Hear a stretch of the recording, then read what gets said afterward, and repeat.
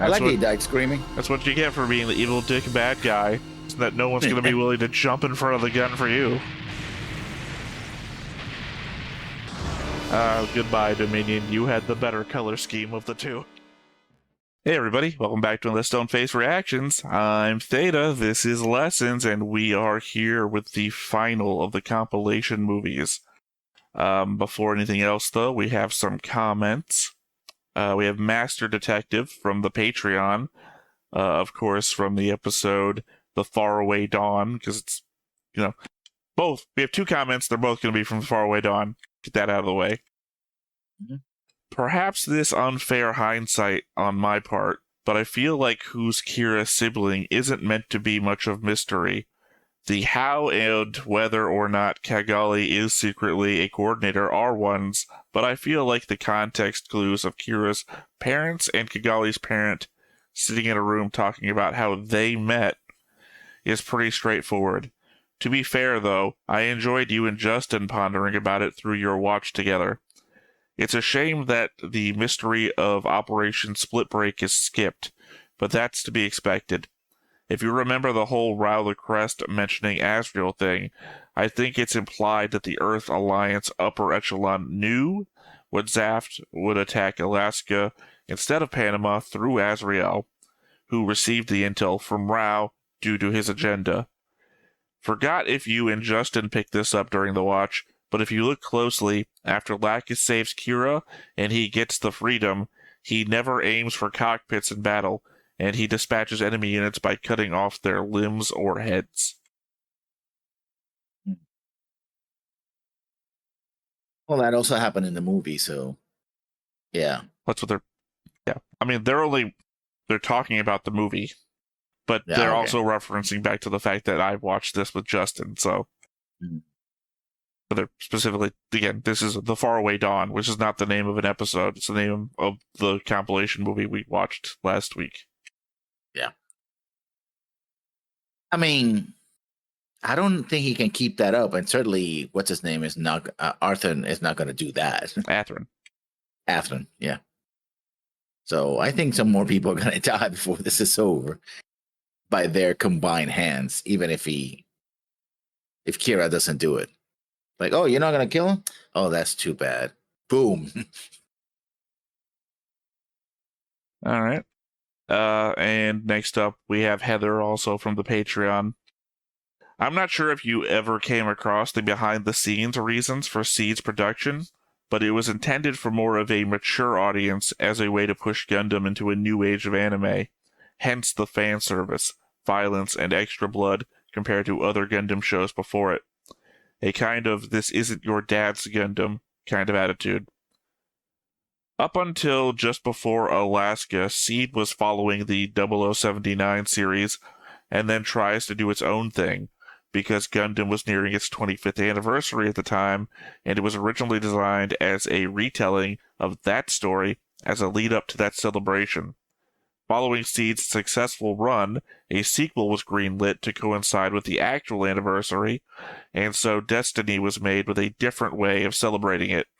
Loving the theory crafting, and I can't wait for Destiny's reactions after the movies are done.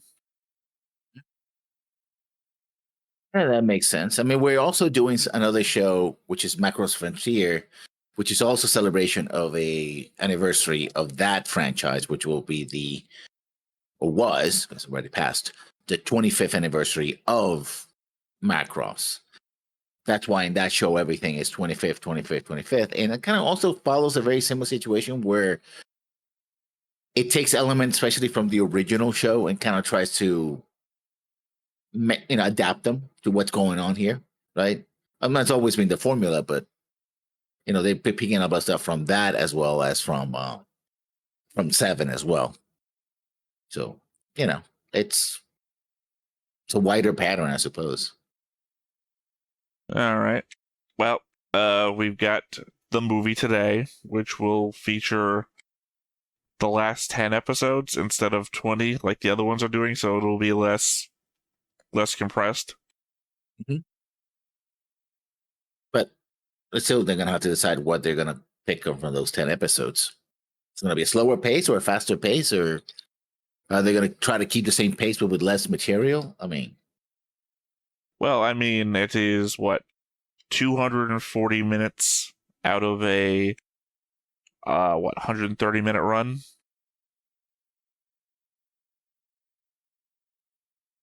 How does the episode run? They run 22 minutes or they run 24 minutes. So I say 240 minutes. So maybe you can say 220 minutes because you get rid of the last 2 minutes of every episode for credits and opening. Yeah, so about 50% off. But not off, but cutting it in half, basically. Yeah. Well, I mean, it's still a lot less than, or I mean, it's a lot better than 7-something hours being cut down to 130 minutes. So you should get a lot more of what is actually happening just with every other minute cut out. One would hope. Still depends on the editing and also we know that they've added or changed scenes as well. So yeah, I mean, to a weird extent, but I mean, you got to do what you got to do to parse down several hours into a seventh of the time. Like, I'm not going to blame them for combining battles into one long action scene because that seems like the easiest way to do it.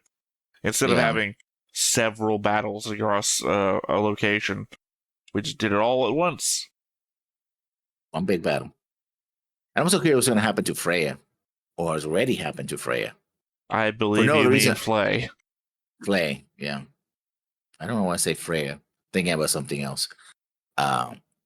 I believe in Japanese, Flay reads as the word Flay, not reads kind of. I read somewhere as the Nordic version of one of the sex or reproductive goddesses. So, I mean, that's the most I can save you with here. That's the closest I can get to you being somewhere in the ballpark. Yeah. Could be. It could be. Well, I mean, you have any other thoughts? Because you didn't even finish that thought. I kind of interrupted you to tell you the right name. No. I mean, it makes sense. It might be, that's where they were going for. But no. Again, I mean, you didn't finish your thought about Flay. I interrupted you to tell you that it wasn't Freya. You never finished your thought. Well, okay. What I thought to say was that I'm curious what happens with her. Because last time we saw her, she was a prisoner. That was it. She's like, oh, no, I want to shoot you, but you can't. But I'm so hopeless. I'm helpless here. So see what happens. But according to the end credit scene, well, it's not what was earlier set up. So clearly it's going to go somewhere else. What do you mean by that? Well, in the end, we see Kigali, and I don't know why I say Kigali. I'm thinking about something else.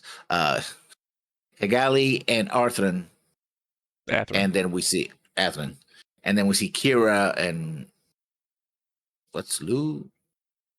Lycus. I don't remember that. Lycus. I don't know why he said Lou. Lycus together. Well, here's the thing.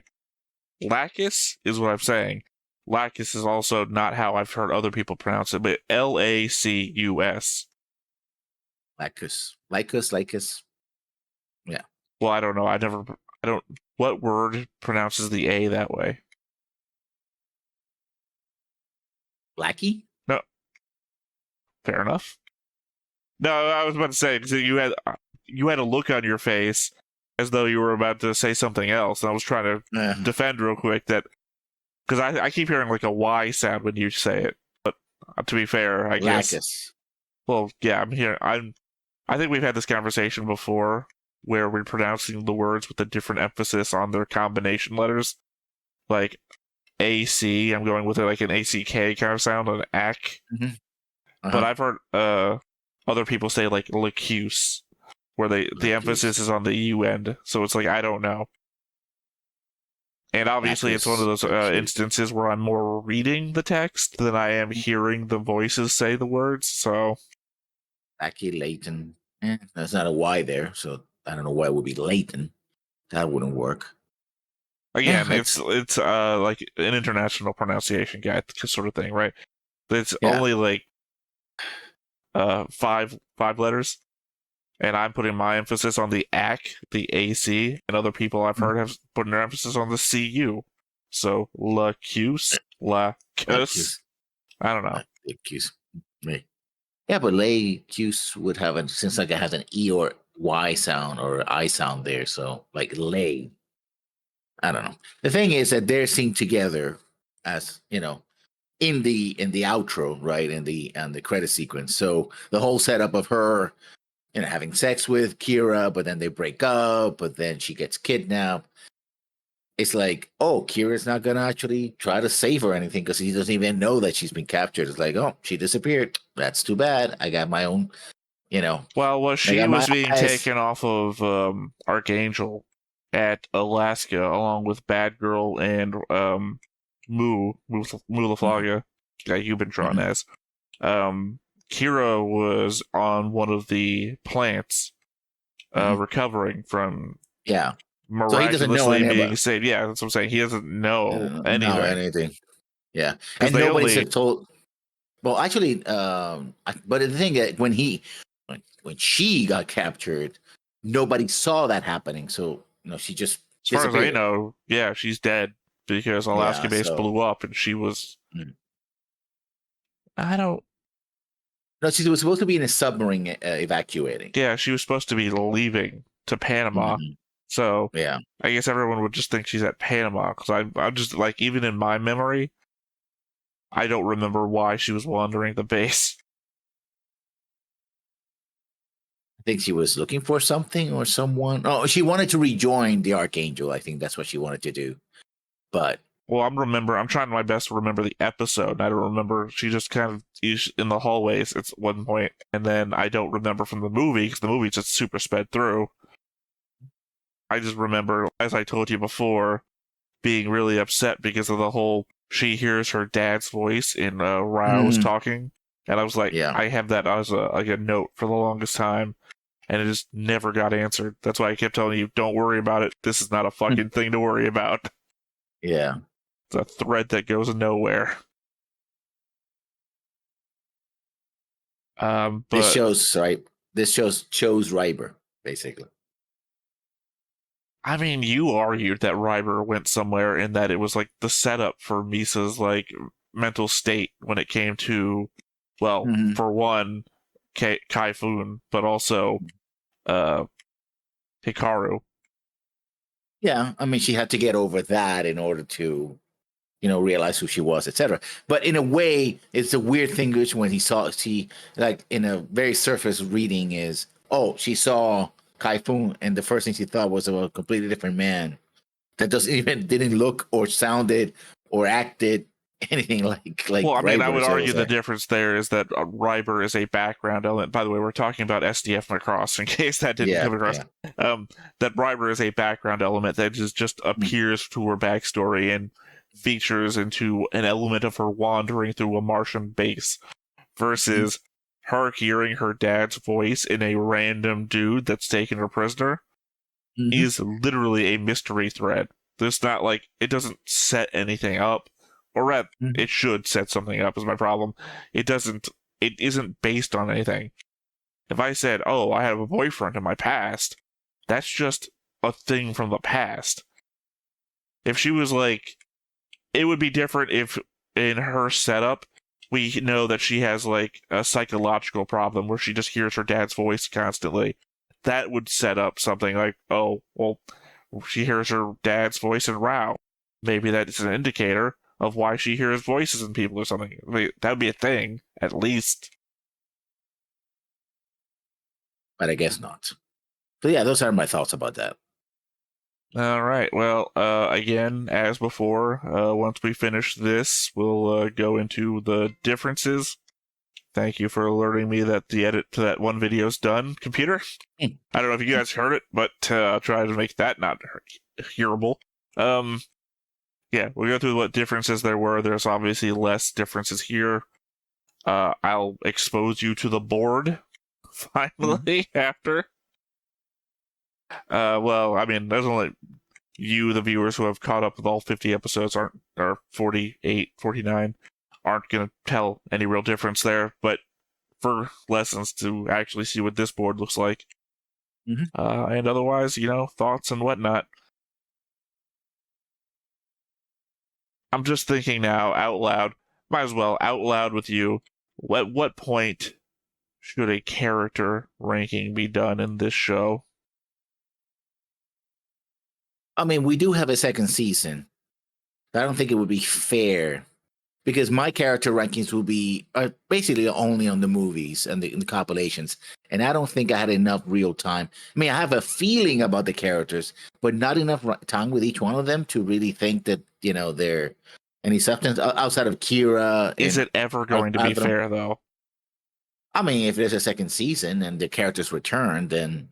Yeah, but I mean, there's gonna be dead characters regardless that had a lot of time on the show that I'm already gonna know more for. Yeah.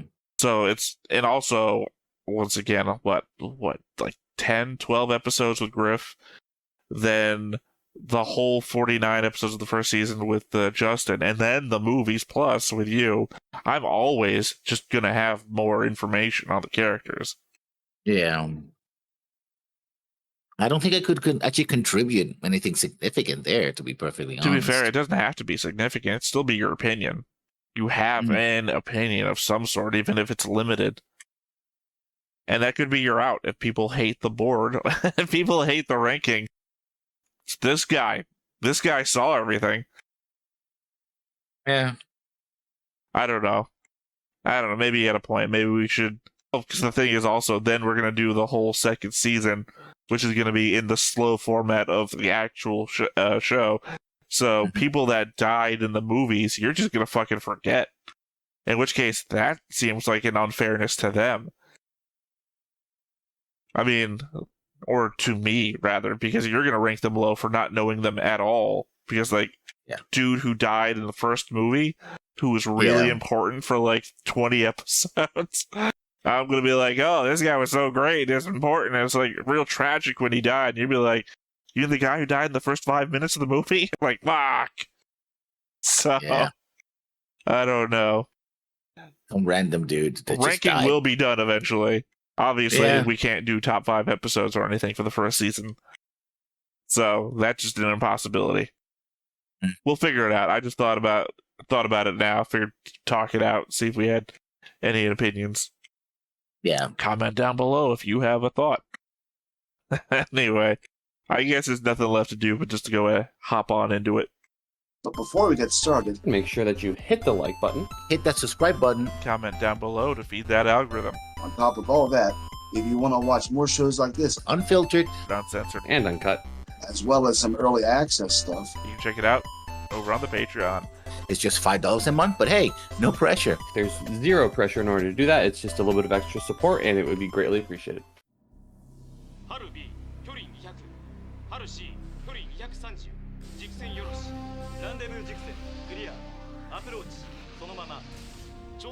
Right, the last thing that happened was that they launched into space, right? And Orb also was fucking destroyed. Yeah. Oh, so they're making the second ship because that ship that launched with, what's her name again? Lacus? No, not Lacus. Kigali? Kigali. You told me that it was the core of another ship based on the Archangel. The other way so around. This is it. Oh, okay. The Archangel's based on it.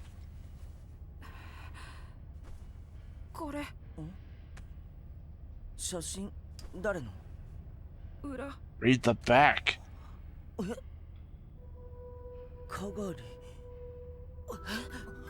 will be my new pastime, by the way. It's just taking random photos I find and writing people's names on the back.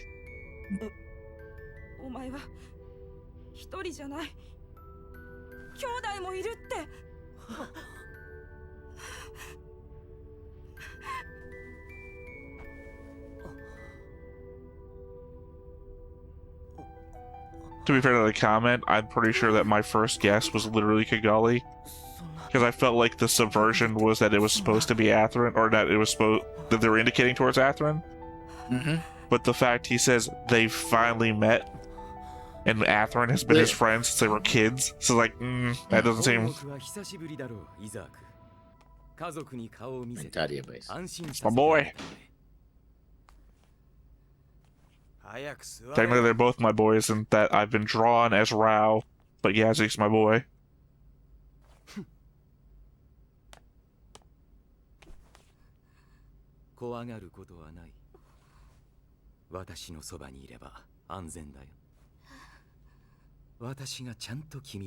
You're gonna die, dude, so... Well, you might survive for the next season, so...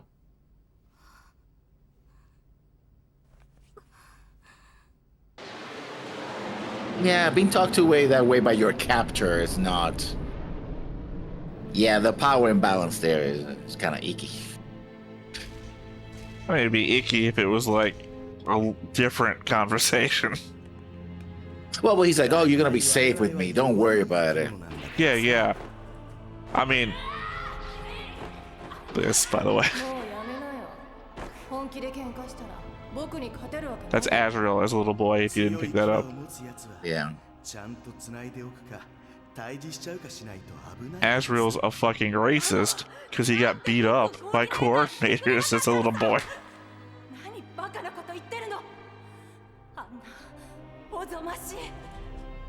It's either that or he's got coordinator envy, based on that segment of conversation. Probably both. I've already forgot what I was saying before that. Just remember that being a, what the fuck? Oh, this.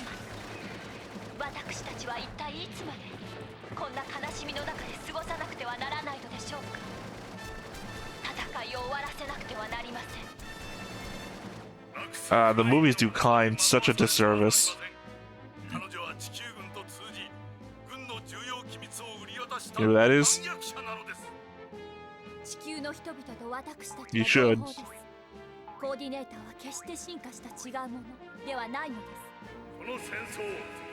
No, Klein was the former leader of Zaft, who Patrick replaces at a vote, and you see like none of his conversations about peace or anything, and then you just saw him get gunned down because of the Klein faction, who opposes Patrick in his efforts ever since Split Break.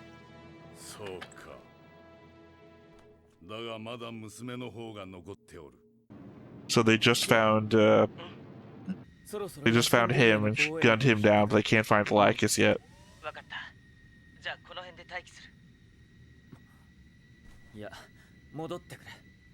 And the other dude's someone you know, but they haven't revealed exactly who he is yet, but you should know by the picture that you saw on his desk.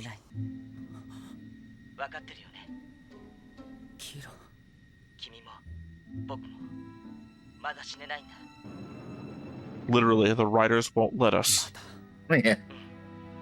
Remember that time where we both survived a massive explosion?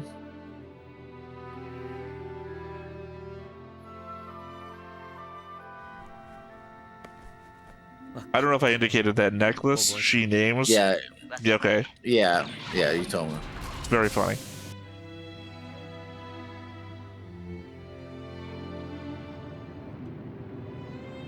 So everybody's going to space now for the final confrontation, I guess. That guy is also another clue who that other person is.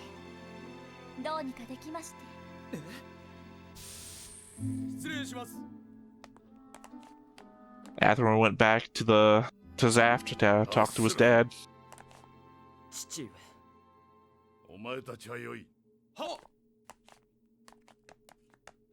Or kill him.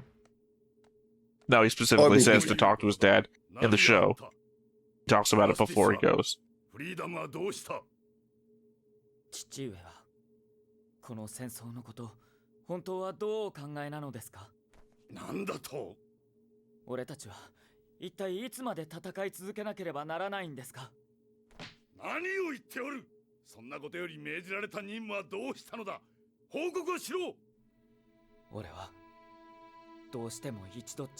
In previous cogs, he wouldn't even let him call him dad or father. It's always rank stuff. 何を知った風な口を聞くか。何もお分かりでないのは父上なのではありませんか。アラスカ、パナマ、ビクトリア、撃たれては撃ち返し、撃ち返してはまた撃たれて。一体どこでそんな馬鹿げた考えを吹き込まれてきた。あの女ラクス・クラインにでもたぶらかされおったが。そうして力と力でただぶつかり合って、それで本当にこの戦争が終わると父上は本気でお考えなのですか。終わるさ。ナチュラルどもが全て滅びれば戦争は終わる。 And that's where Patrick lost to me. Yeah. I'm still on Zaft's side. I'm just not on Patrick's side. 父上、本気でおっしゃってるんですか。ナチュラルを全て滅ぼすと。これはそのための戦争なのだ。我らはそのために戦っているのだぞ。それすら忘れたか、お前は。That's why Lacus's dad was the pro peace one. And Patrick is the pro war one.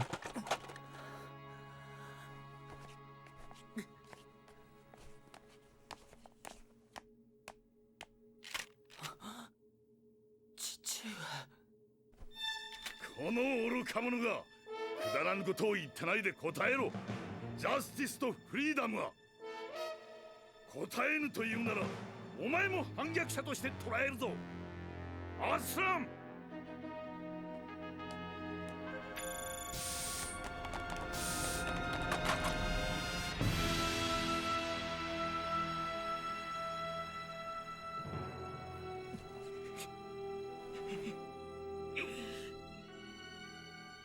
アスラン。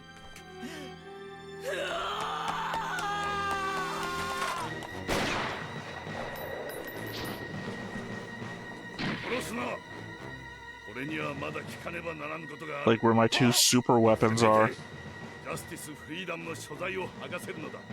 多少手荒でも構わん。いそこなったぞ。 I mean, it had to be a plan that his father would not go his way. He had to talk to his dad before he gave up. So I hope he has a plan B. I mean, he doesn't. Oh, that's stupid. Unless you consider that plan B. Otherwise, somebody else has a plan B for him.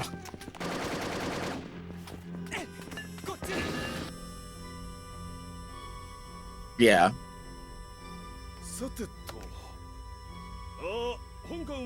Now you remember who this is? Oh, is he supposed to be dead? Yeah. The picture on his desk was the girl that you saw in the thing with him when it exploded. But now he's missing an eye, missing an arm. He survived, but at what cost? Okay, but what now? What is he still? On which? Oh, he's in that side.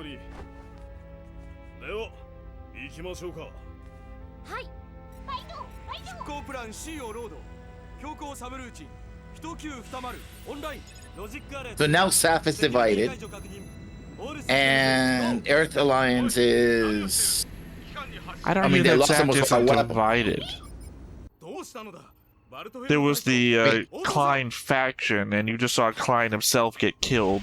And now Lacus is basically stealing the ship and getting out. ちょっと荒っぽい出発になりますな。覚悟してください。仕方がありませんわね。私たちは行かねばならないのですから。地方発射準備。超人メインゲート。発進と同時に停車。地方発射準備。超人メインゲート。エターナル。 I think you should have turned the other direction. Oh, yeah, can't see out of the eye. He turns this way to look at her. Should have gone the other way.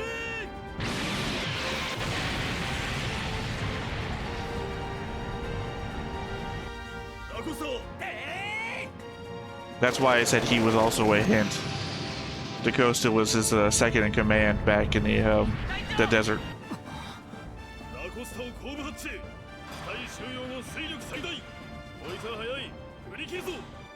なんだとエターナルがアスランを The Eternal's the name of that ship. このベサリウスでも今から追ってあの速度に追いつけるものか。夜勤の防衛軍に任せるしかなかろう。しかし傑作だな、ザラ議長殿。But he's clearly has his own agenda, and he's working with or exploiting the guy from the Earth Federation, right?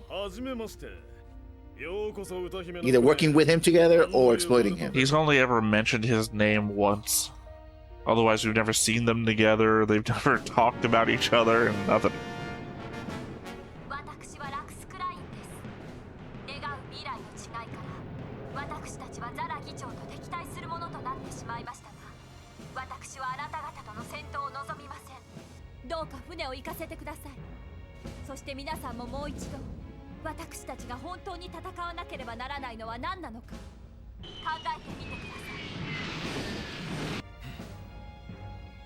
Most people used to say,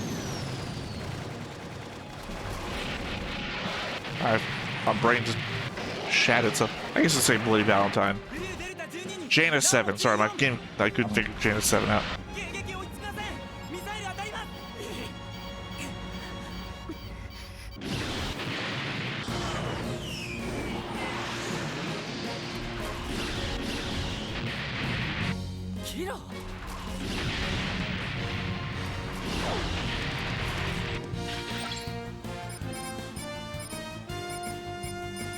Now for the multiple disabling shots. It's turned into Soldier 76. Yeah. But of course, we also have the Earth faction who have their own mechs with the drugged up pilots. He didn't kill any of them or disable them, so. And they want to kill all the coordinators, so.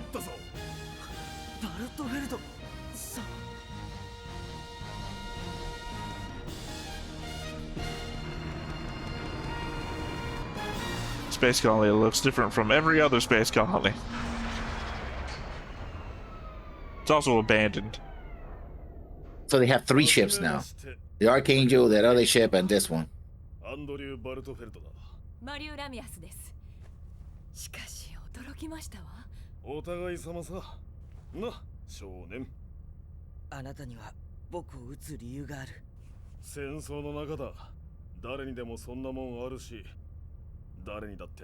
Yeah, the whole easily forgiving kind of thing is it's a thing that I usually don't like about this stuff. It's literally the entire basis of Gundam, though. Yeah. Is that where do you stop the killing if you... No, literally, it's been a major theme of this series. Oh, and seed, yeah. Yeah, you literally cannot just, you know...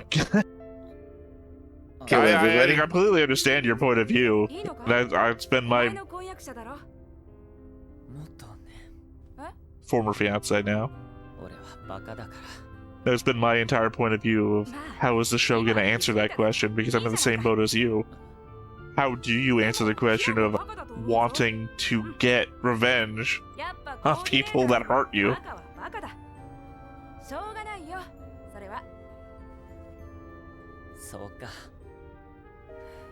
But, you know, how Lacus treats Athrun in the whole thing is why I don't like her.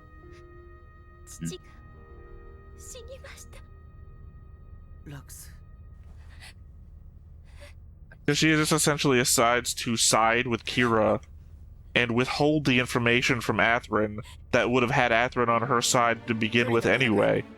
The reason that you're not a couple anymore is because Lacus decided.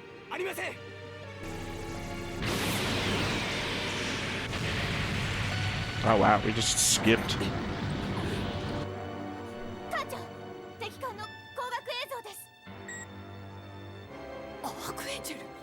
Oh,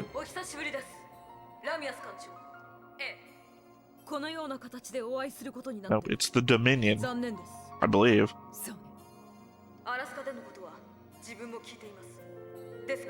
The Earth Alliance made a second ship of the class.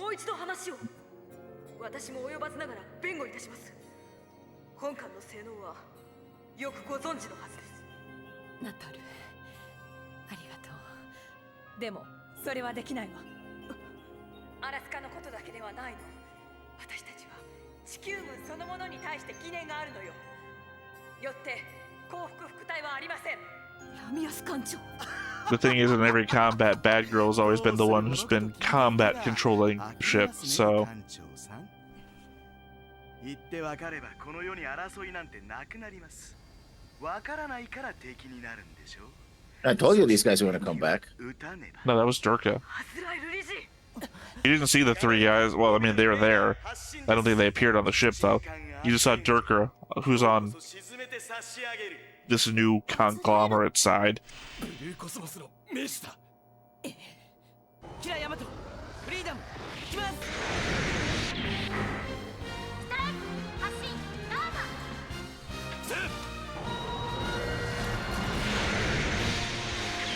So now our protagonist side has 4 Gundams.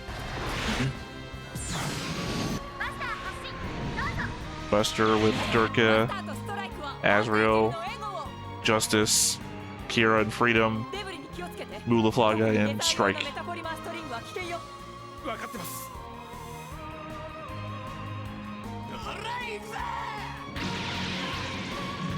Can't remember these 3. I know one of them is Calamity. 片っぽでもいいの？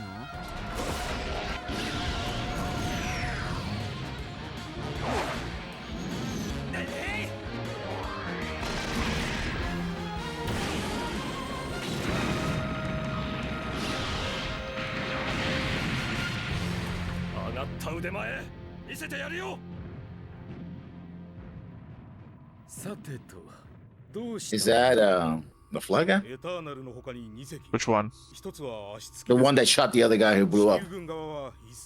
Well, the one that blew up is one of the orb mobile suits. Oh, whose? Some guy, some random guy. Yeah. No, Orb brought a bunch of their mobile suits on their ship with them, so they've got a bunch of just. Because we have a bunch, you know, everyone now has mobile suits. Earth Alliance, Zaft, yeah. Orb. うまく立ち回ればいろいろなことに型がつく。いいな。ほっ。 Every fight's gotta have fodder. まさか。おい、おっさん。おっさんじゃない。 Hey, dude.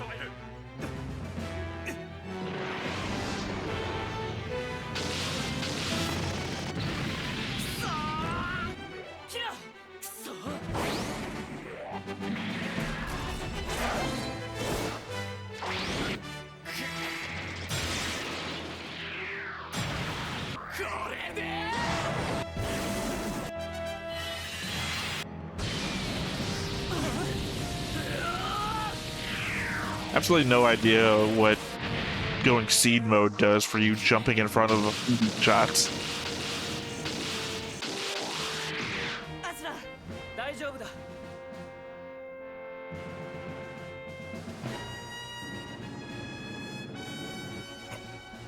Oh, they're inside the colony. I don't think that was ever shown.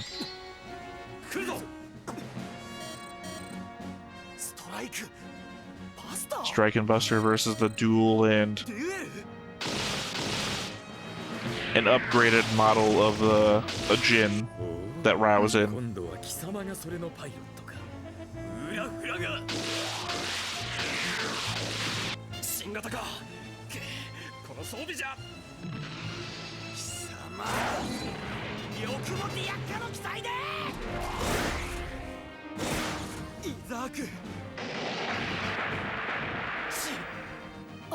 Order to retreat. ここでこうして貴様と戦えるとはな。ラウルクルーゼ。私も嬉しい。Beam claws. I don't think I noticed that before. 少佐。ダメです。コロニー内部に通信が届きません。このナチュラルが。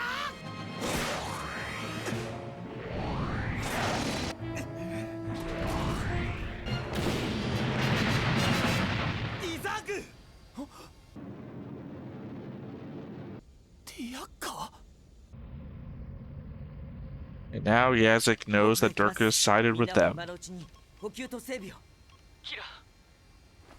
大丈夫だよ。無茶はしないから。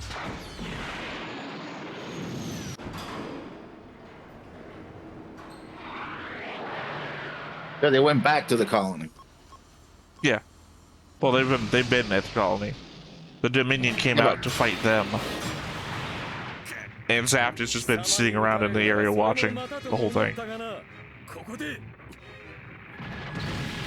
だがどうやらその器ではないようだ。所詮子は親には勝てぬということかな。What the fuck does that mean?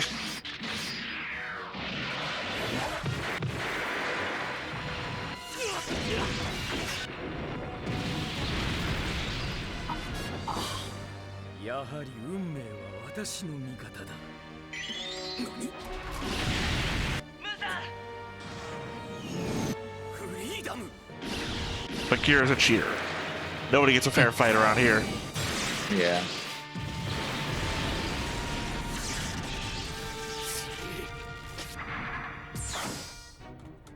But some things would be simpler if you just killed the guy.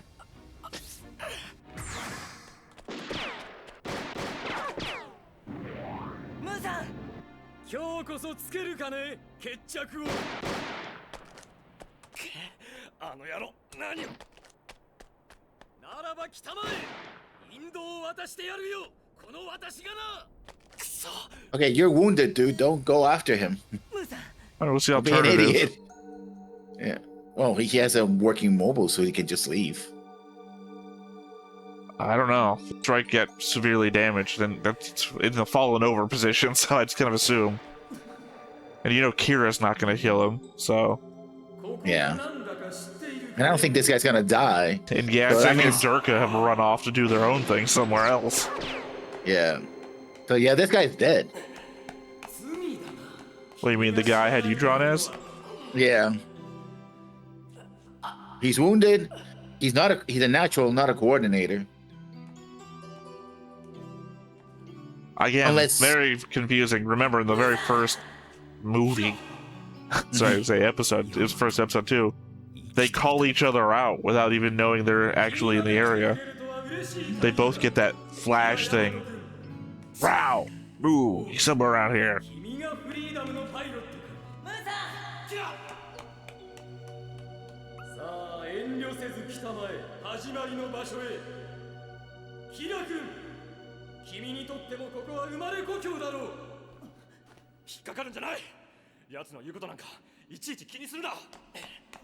Yeah, get ready for a lore dump.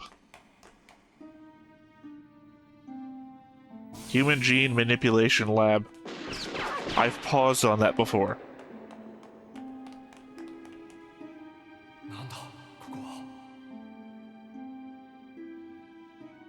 Fetuses.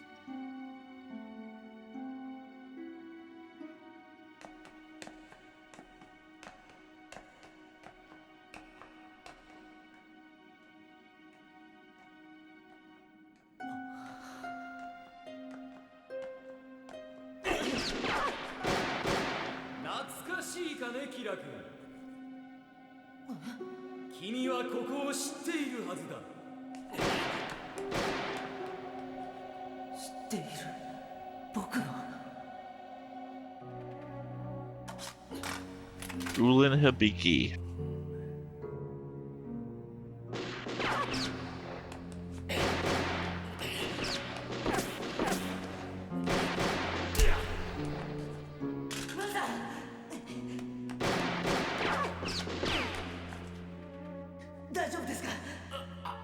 That's getting ready to give a speech and then accidentally shooting the guy.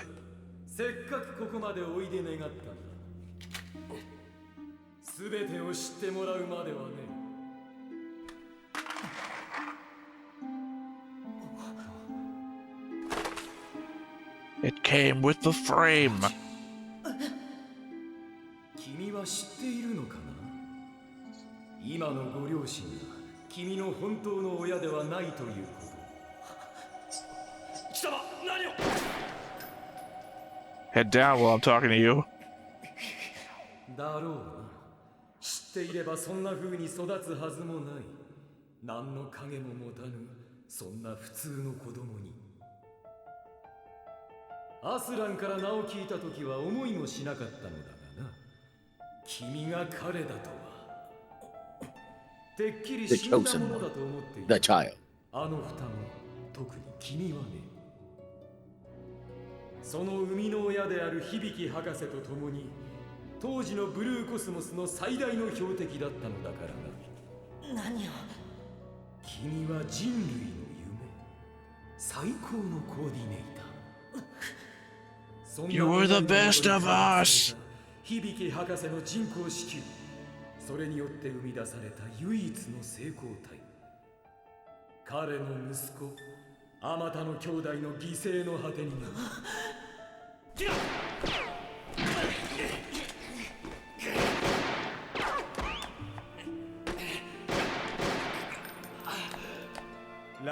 Yeah, I guess at the end of the day, Rao is a coordinator, so.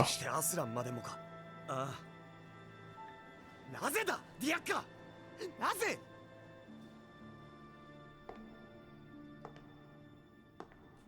Just so you knew what Durka and Yazik were up to.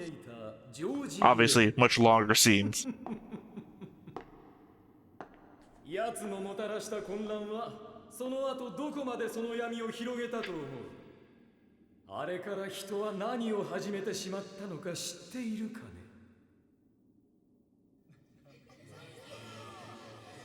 目はブルーがいいな。髪はブロンドで。子供には才能を受け継がせたいんだ。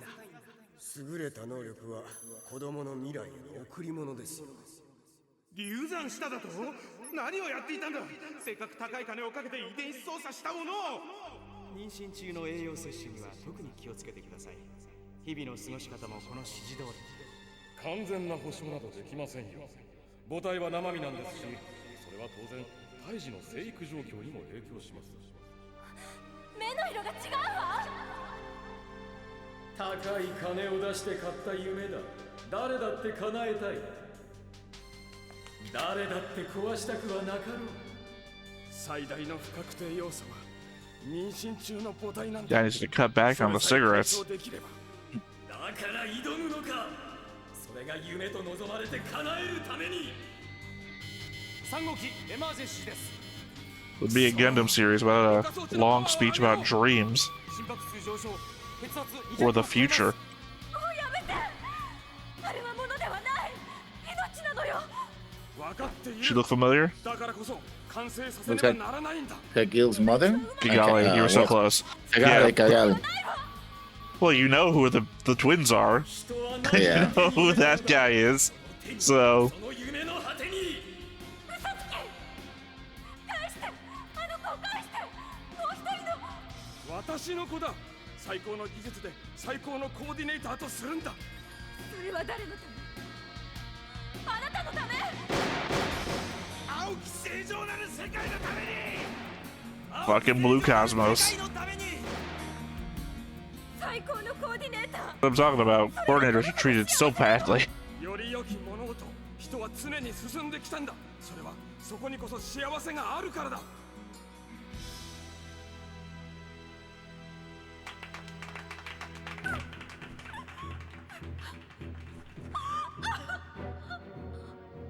知りたがり、欲しがり。やがてそれが何のためだったかも忘れ、命を大事と言いながらもてあそび殺し合う。おざけな。何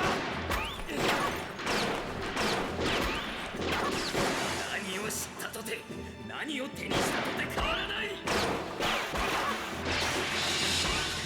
最高だな人は。何を。貴様ごときが偉そうに。 Only you were a better shot. 私にはあるのだよ。この宇宙でただ一人、全ての人類を裁く権利がな。クローンは違法です。法など変わる。所詮は人の定めたものだ。しかし苦労の末手にした技術、使わんでどうする。欲しいのだろう、研究資金が。私は己の死すら金で買えると思いやがった愚か者。貴様の父アルダ・フラガの出来損ないのクローンなのだからな。 I'm a clone of your dad! フリーダムのパイロット。あいつが前のストライクのパイロットさ。あいつも What does that make us? Awkward. アスランとはガキの頃からの友達だってよ。なんだと？間もなく最後の扉が開く。私が開く。そしてこの世界は終わる。この果てしなき欲望の世界は、そこであがく思い上がった者たち、その望みのままにな。ムーさん、そんなことキラさせるもんか。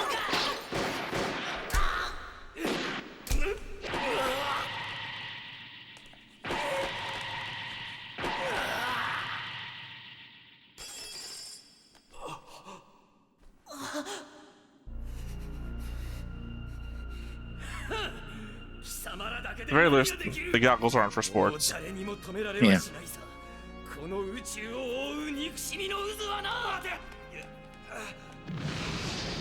It also explains why we see him taking drugs every so often during the show. Yeah.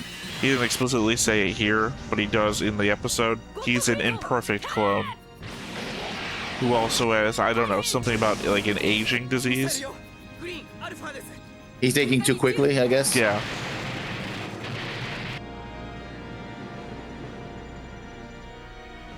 Wasn't he in the other ship? Oh, so they're different characters, right? What are you talking about? I mean, the Air Federation. He's not the Air Federation guy, is he? Who? You didn't tell. I don't know who you're talking about. The guy, him. He's not the Air Federation. No, he's guy. zaft. Yeah. It's a zaft uniform. Those are the drugs. No, Moo is the former Earth Federation guy. Now they're that third-party group. Rao has always been zaft. ベサリウス発進する。モビルスーツ隊出撃用意。ホイジンガーとヘルダーリンにも打電しろ。しかしこのまま見物してるわけにもいかんだろう。あの機体地球軍の手に渡すわけにはいかんのだからな。ですが私も出る。シグを用意させろ。すぐブリッジへ上がる。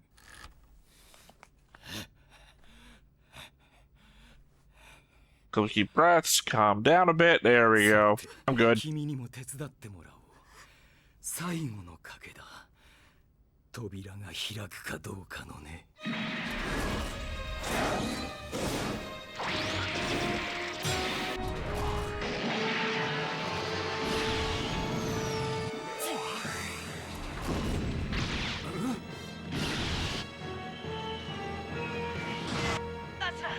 キラ。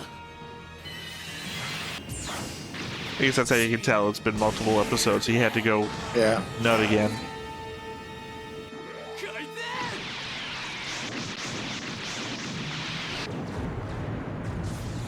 And now Zaft is entering the fight.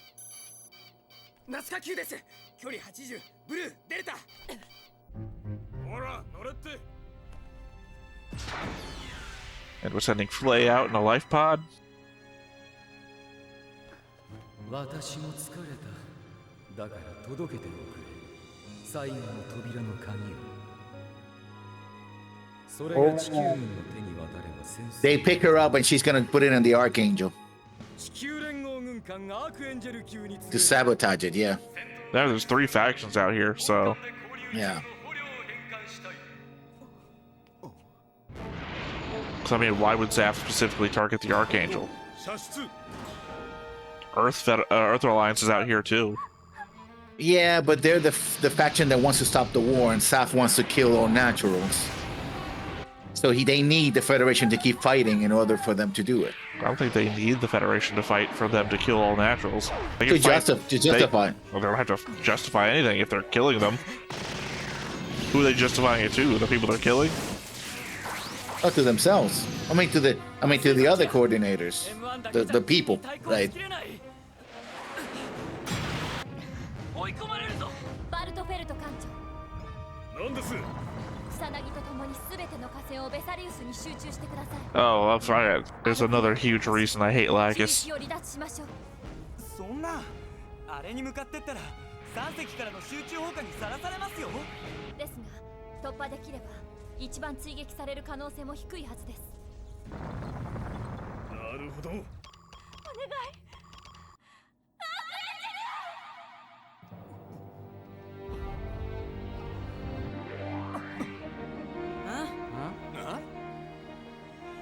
now everyone knows Flay is alive.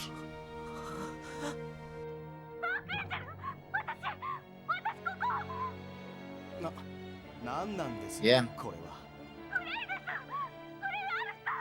This also ends one of my long theories.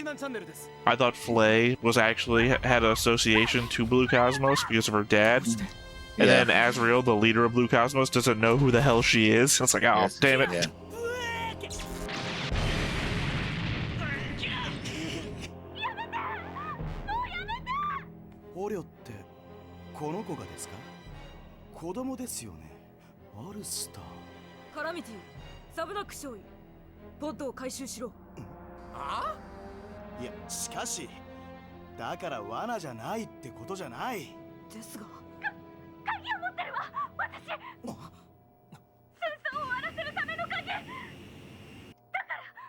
No, it isn't.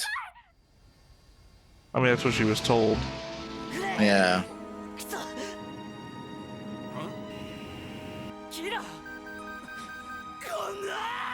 Now Kira's trying to go get her, and one of the guys from the Earth Alliance got told to go get her. And Kira doesn't have a head.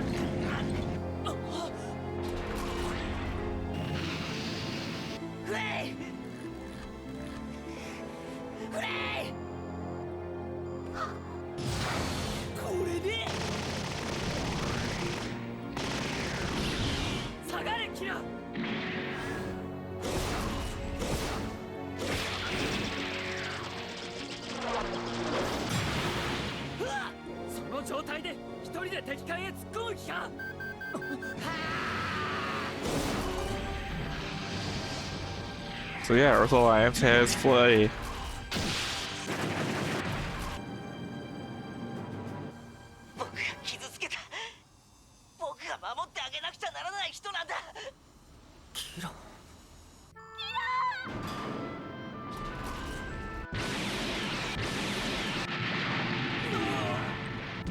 And here's reason number 2 why I hate Lacus. Why? He sacrificed her own people? No, it's actually happening right now. But she's Depending on trying to how much escape. they skip her.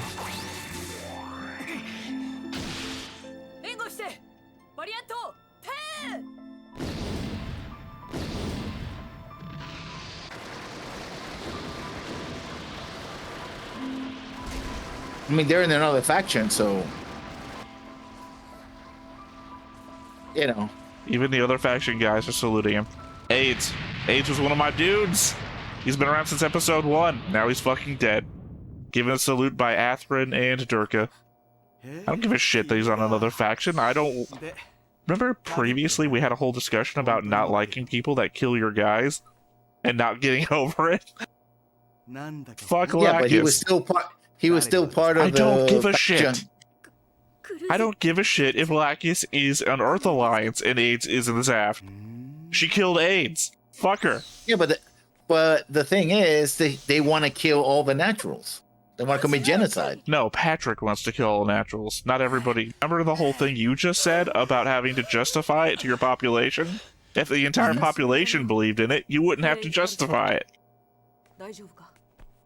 Also, I'm blaming her because she specifically gives the order to target them. That's so she can blast through them. Oh, Flay.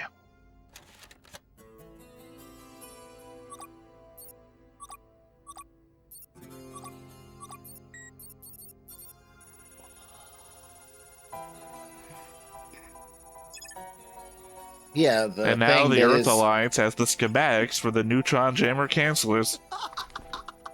Which means now they can upgrade their Gundams and launch a nuclear attack. Yeah. See, Rao said it'll end the war. Ironically, this would be entirely a pointless thing to get if the Archangel had gotten it. Yeah. 俺の親父ってさ、傲慢で横暴で疑り深くてさ、俺がガキの頃死んだけど、そんな印象しかなくて。けど信じられるか？ I think they skipped that shot. By the way, it's a girl that's been in a lot of shots already too. テロメアが短くて老化が早いってなんだよそりゃ。あなたのせいではないのよ。奴には過去も未来ももしかしたら自分すらないんだ。間もなく最後の扉が開く。私が開く。そして世界は終わる。 I think they skipped over it, but the implication is also that Rao killed the dad. Like he set the whole house on fire, that sort of thing. Yeah.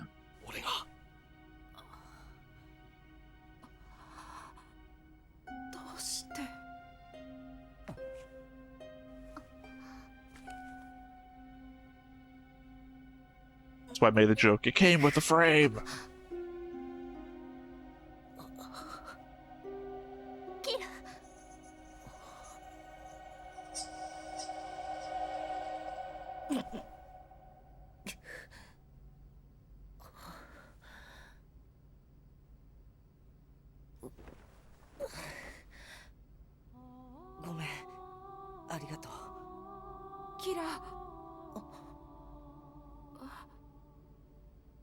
Essentially, my whole opinion on the women of the show flipped.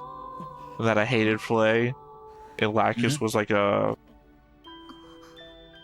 empty-headed fun girl, and it's like I hate Lacus, and Flay is like the most interesting person alive.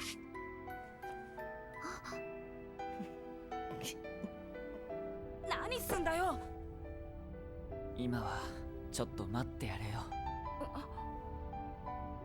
なんだかあいつボロボロだ。 Oh, the background song right now is just another version of the opening sound, since you haven't heard it before. The last few episodes have just done a ton of every version of the opening soundtrack. もう泣かないって決めたから。泣いていいのですよ。だから人は泣けるのですから。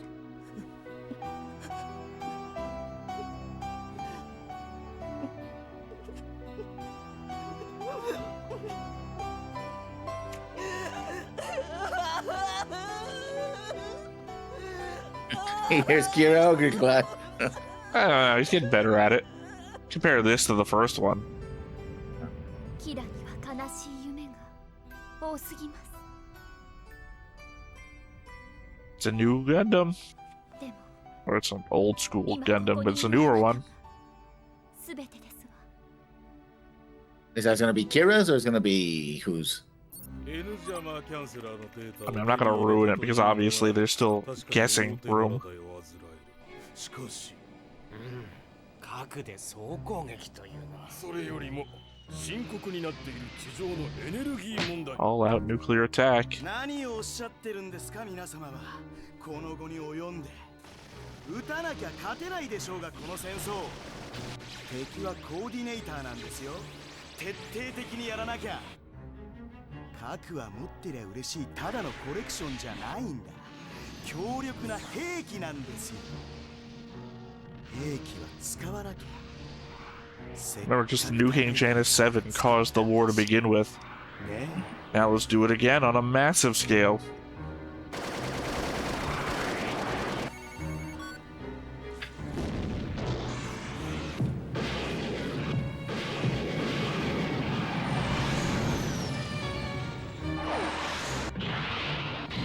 This is a defensive post asteroid between like the moon and the planets. Yeah. Just to explain why they seem to be attacking a random asteroid.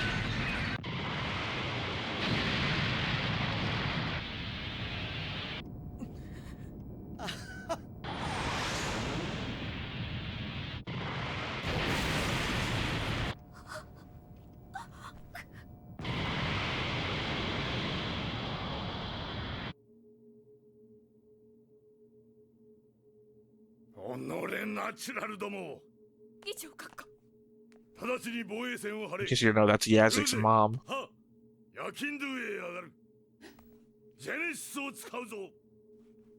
The band? The device? やはり残っていた方が The Klingons won't be happy. Life. Where there was. I can't remember the thing. Life from on life. Something like that. アークエンジェルに出会えるとは限らないぞ。でも私どうしても会いたいんです。キラ生きてた。だから会って。Because when she was captured, Kira was still supposed to be dead. みんなとも。この先戦闘はますます激化する。さっきのような光景も。Yeah, at this point you really don't have to justify anything to the rest of the coordinators. They're fucking tossing nukes around. Kill them all. 確かに終わるさ。敵であるものをすべて滅ぼせばな。確かに終わるのだ。優しく笑ってらっしゃるわ。うん。ビアって名前だって。父親は幽霊響き。僕は何だったのかな。生まれてきちゃ That's a いけな problem. かったのかな。Yeah, Haru just says random shit. 昔母に言われました。世界はあなたのもので、そしてまた Her mother あな was たが世界 Scarface. のものなのだと。生まれ出てこの世界にあるからには I don't actually think I know any like his mom is. 私は幸せになりました。 Probably just assume she died in Janus 7, just like everybody else's mom apparently did. Yeah. 私は Now he's traumatized by sex. Now he can't have sex anymore because he's traumatized by what happened with what her. Well, he's traumatized because he couldn't save Flay because he thinks he owes Flay something. Yeah, yeah. Or rather, he thinks he hurt Flay more than Flay tried to manipulate him.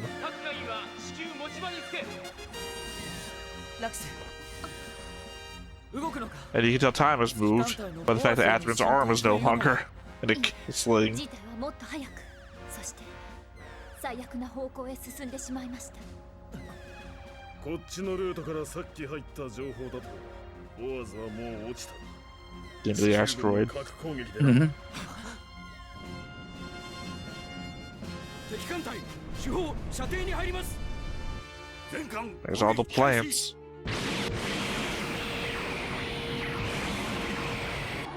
奴らに思い知らせてやるのだ。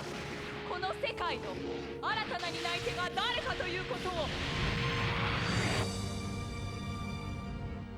私たちは I appreciate they didn't show us who was talking.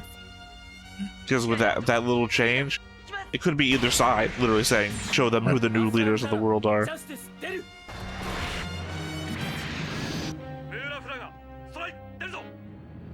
It fixed the strike.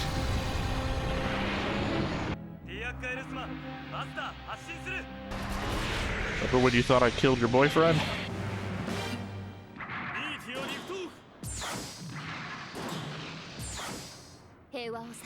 Somebody indicated earlier the meteors are upgrade things for the Gundams.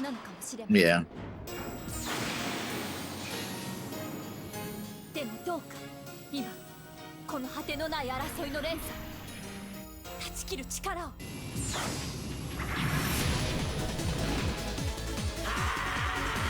Okay. This is actually the opening theme for the first arcs. I think. One of them.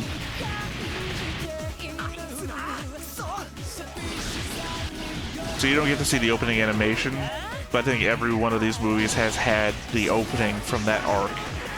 Yeah. As the music in it.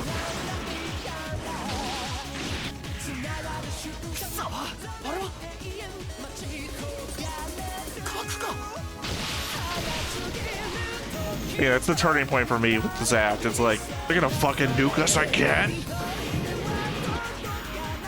It would be fucking unbelievable if this was real.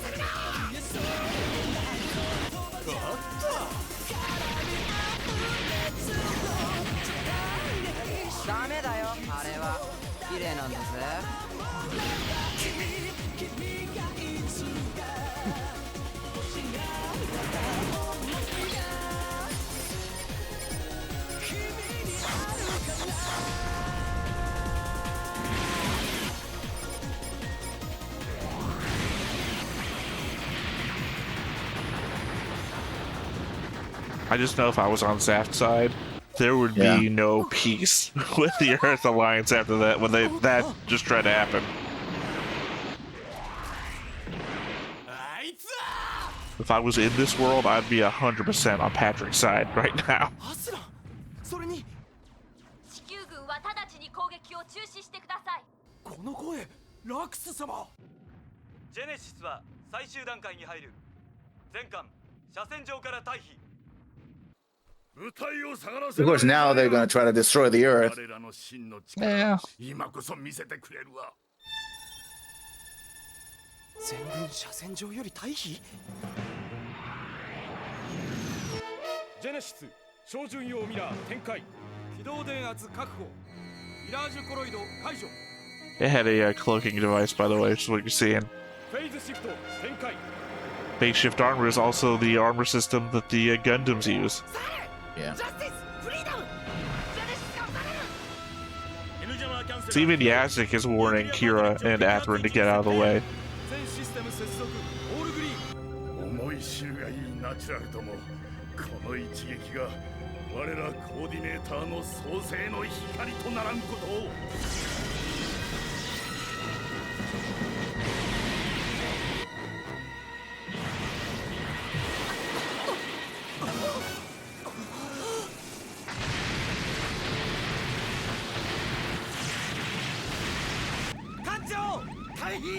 間に合いません。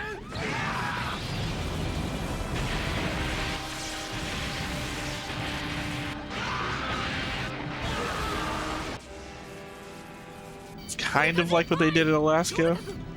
The beam looks the same, but people aren't popping. They did in Alaska. Yeah.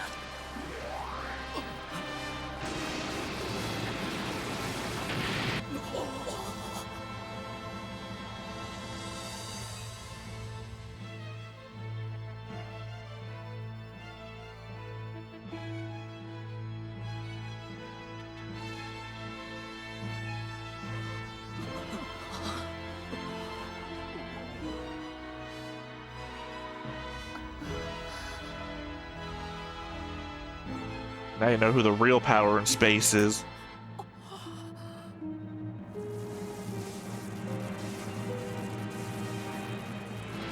Oh, it's damaged though.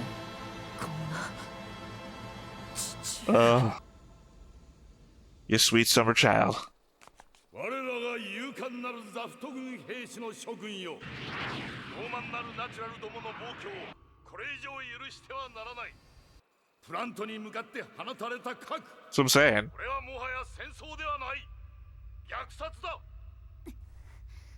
そのような行為を平然と行うナチュラルどもをもはや我らは決して許すことはできない。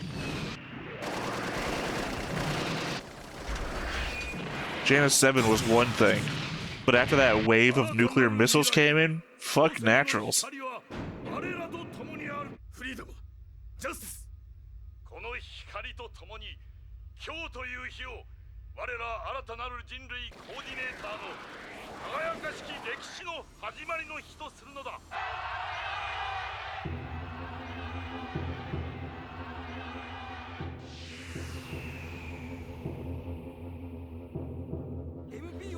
I guess they didn't really show it. That thing that's damaged in front of Genesis, there's like a fucking line of them. Ready, they're the switching of out parts of the machine. そんな無茶です。現在我が軍がどれだけのダメージを受けているのか、理事にだってお分かりでしょう。指揮本部からすぐに増援も補給も来る。 They're loading up more nukes. 敵はナチュラルの野蛮な核だ。あそこからでも地球を撃てる。奴らのこのとんでもない兵器の方がはるかに野蛮じゃないか。撃たれてからじゃ遅い。 Strategically, he does have a point, though, obviously. We can't retreat now. They can still shoot us from wherever. ずっとこちらに。ええ、大事な局面ですから。間もなくジェネシスの2射目が行われます。そうすればこの長かった戦争もようやく終わるわ。あなたも連戦 I think it takes the thing an hour for them to change out the thing. 少しです。はい。未来は私たちのものよ。母上。エザリア様。あなたの台は後方に回します。母上。あなたの仕事は戦後の方が多くなるのよ。Oh, she's planning a coup. No. She's putting him in a safe place so he'll be out of the firing of all the weapons.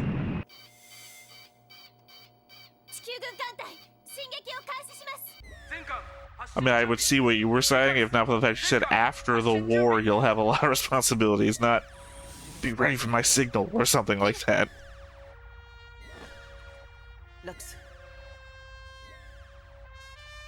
That's my ex-wife.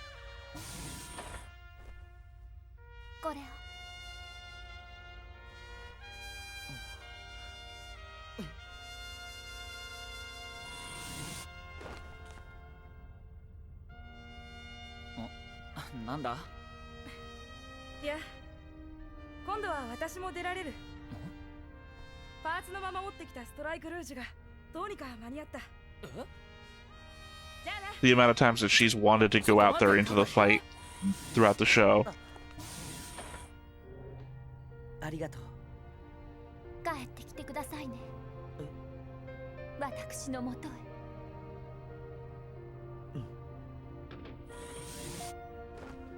キラ。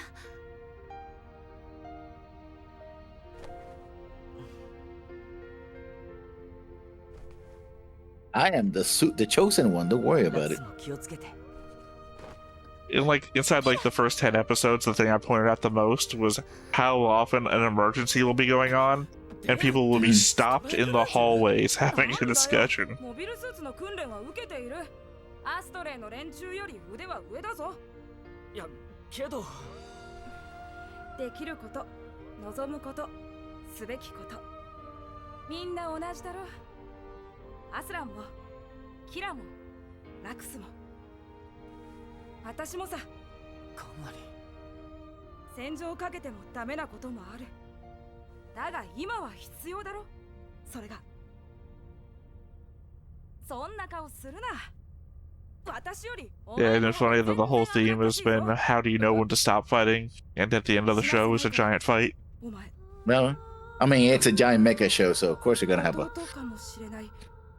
To say it doesn't answer the primary question that even I couldn't figure out how to answer. No loophole in my sight. It's diplomacy, but if people who are bent on killing each other. Well, again, it's been multiple people with different ways of saying. Like her dad has the conversation. If you go out there to fight because you've been hurt,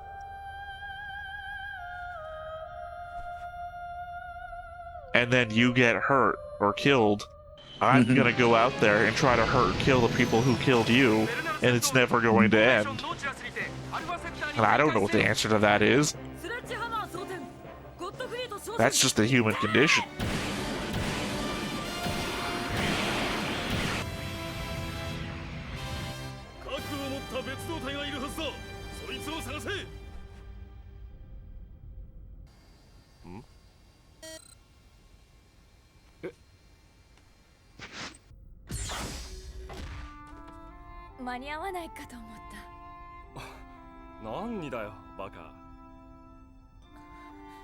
That's the super awkward necklace I was talking about before. The coffin necklace.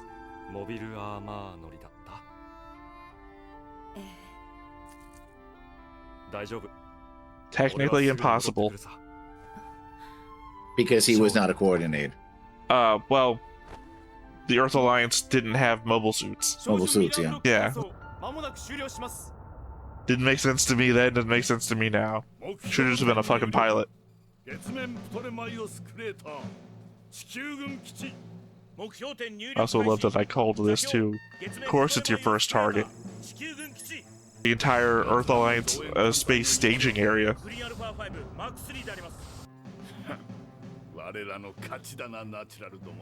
Checkmate, Lincolnites. あとわずかだ。持ちこたえさせろ。では私も出ましょう。ああ。ルーゼ。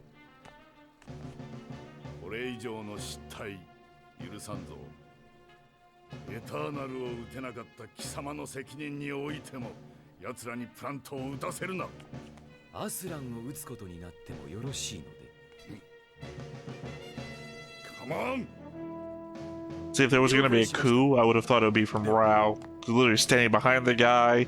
He's had little things he said before about getting one over on Patrick. Hasn't been in the movie. He gets to kill Arthur, and then Providence, by the way, third new type Gundam, not new type Gundam. You know what I mean? New type of Gundam. Yeah.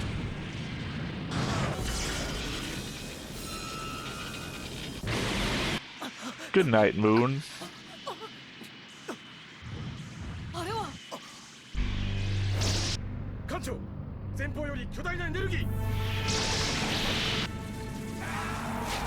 Okay, there we go. I guess it is like Alaska.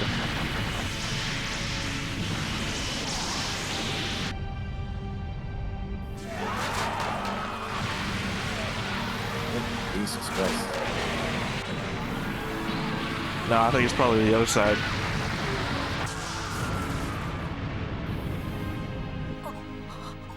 Yeah, the deaths there kind of have like a Kira feel to it.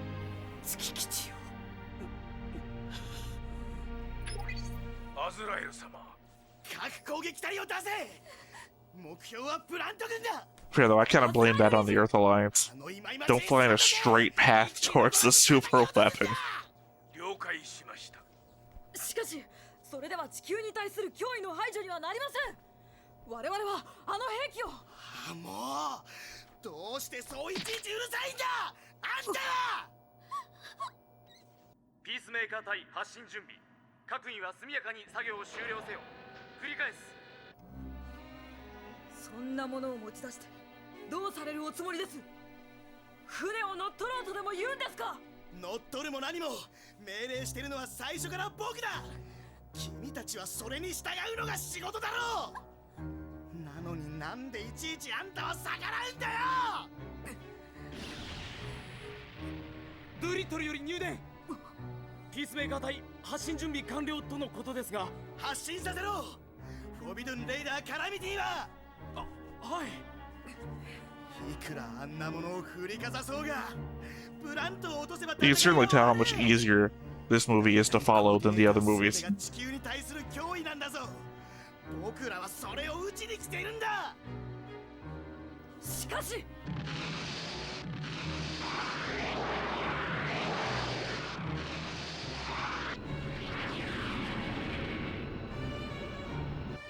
あの部隊はやらせるか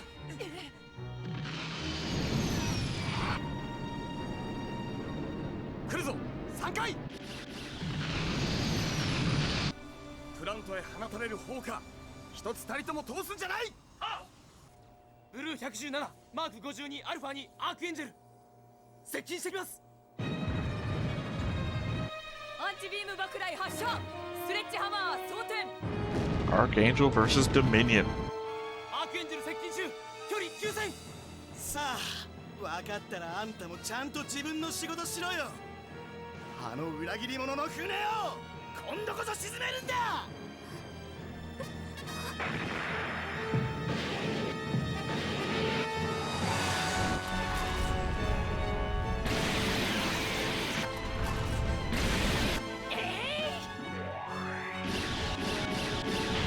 Did you see her eyes, by the way? Gigali's eyes. Did you see her eyes? They changed? So now she's a full-on... I don't know if she's a coordinator, but she Busted a nut.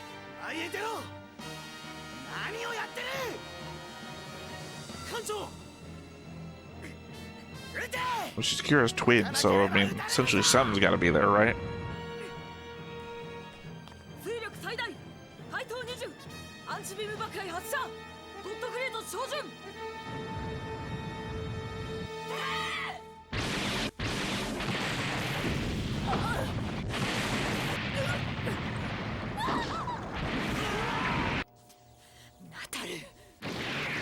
I mean, in the contest between the two, Batgirl has the better command, and that she's the one who's been commanding all the fights up until now.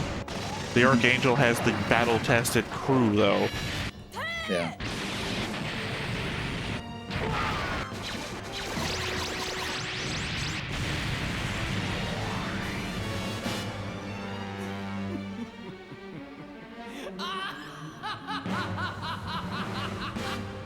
And Rao basically has the weapon system of Witch from Mercury.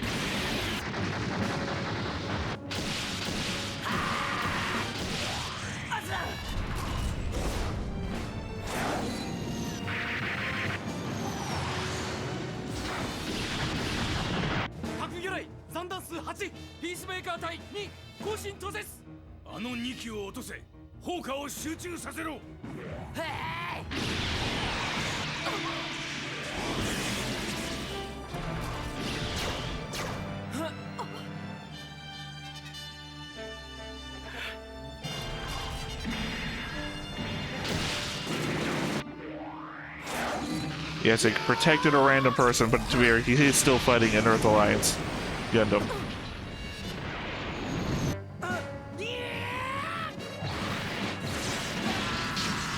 That's my boy.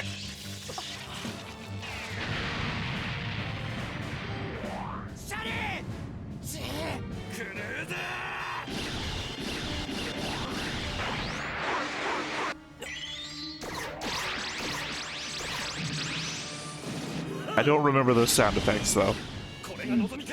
I mean, the new type kind of sound effect thing.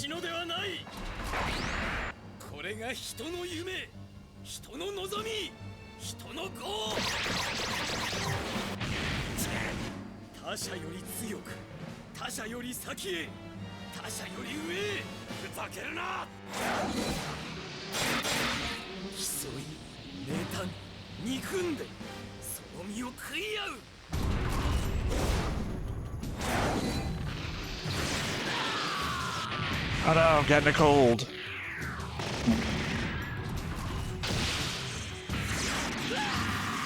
And there's all three Earth Alliance Gundams down.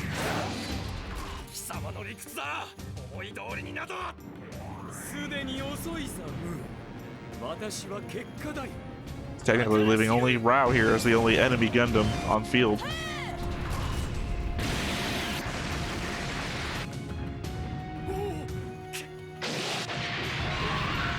Goodbye, Sutherland, you dick.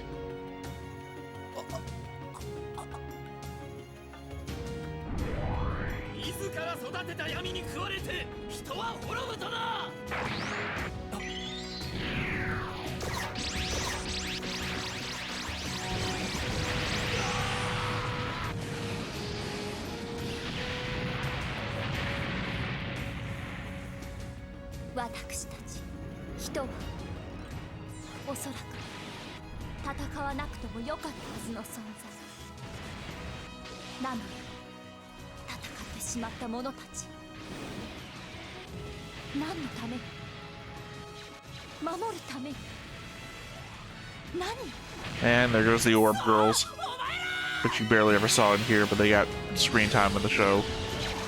And by the way, that was Kigala doing the nut thing. I thought it was from earlier. She may have done it twice.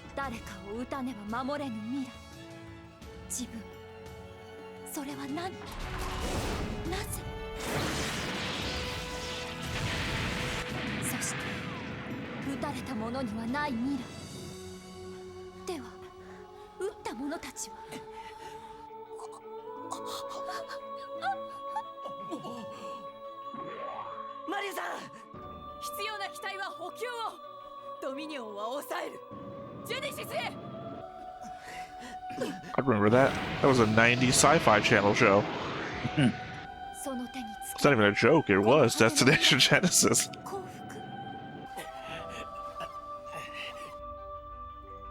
本当に第8並走バンク閉鎖サブ回線オンライン大学の進行中ストライク起動します被弾ありさあクルーザーの新型もう一度報告は後です整備班緊急着艦用ネット医療班待機悪い今だ撃て早くあいつを沈めろロエングリーンサージェンダ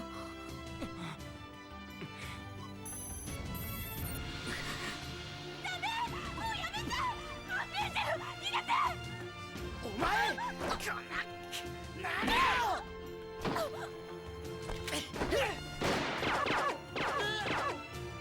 何をやっている貴様こそ何のつもりだ総員体感しろバチエル貴様ら急げアークエンジェル行け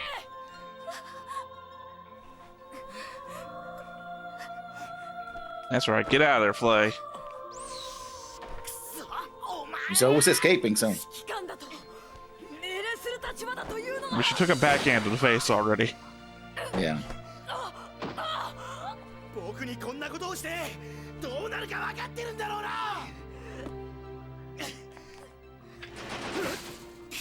あなたはここで死すべき人だ私と共になんだと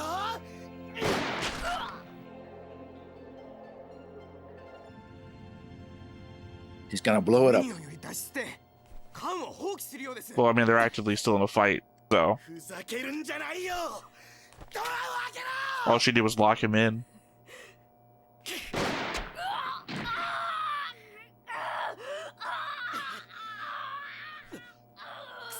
こんなところでアズラエル何を僕は勝つんだ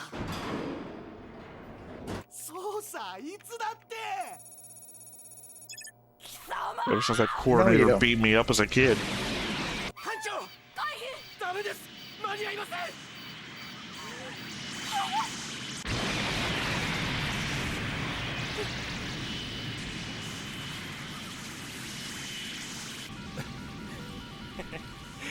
やっぱ俺って不可能を可能に Yeah, I knew he was gonna die anyway. Yeah, there goes your dude. Saying a line from Gurren Lagann, of all things.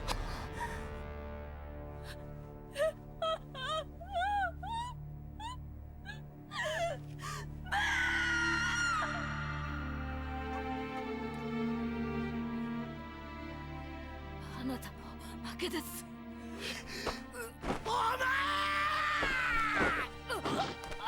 Oh, right on the wound. ドミニオンなおも接近ロエグリーン少女 The exact thing that they try to shoot you with.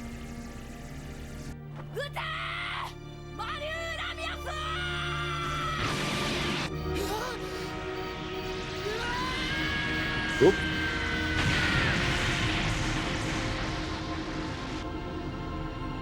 I like he died screaming. That's what you get for being the evil dick bad guy. So that no one's going to be willing to jump in front of the gun for you. Goodbye, Dominion. You had the better color scheme of the two.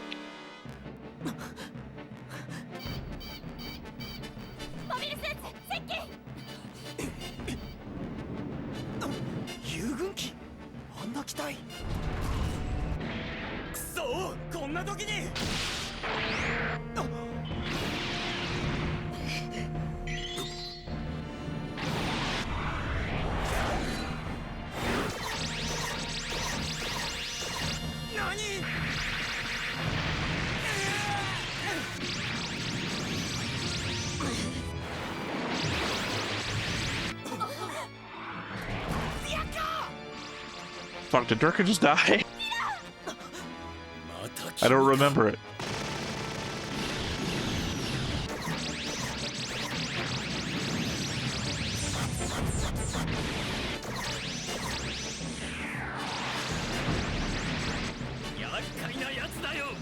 君は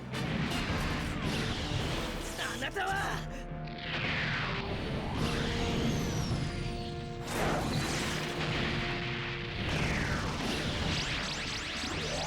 I mean, this is the weapon system I'd want.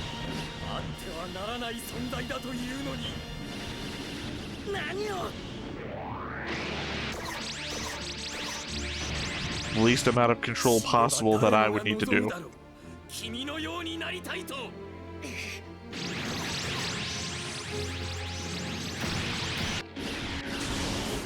君のようでありたいとそんなこと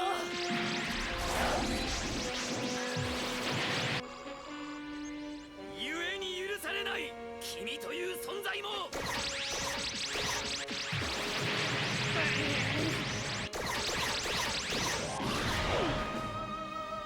僕はそれでも僕は力だけが僕の全てじゃない And honestly, who were those two people? Did they adopt him? Yeah. So he would be raised by people who are naturals and I guess have kinship with them. I think that was the plan that was the Lion of Orb had.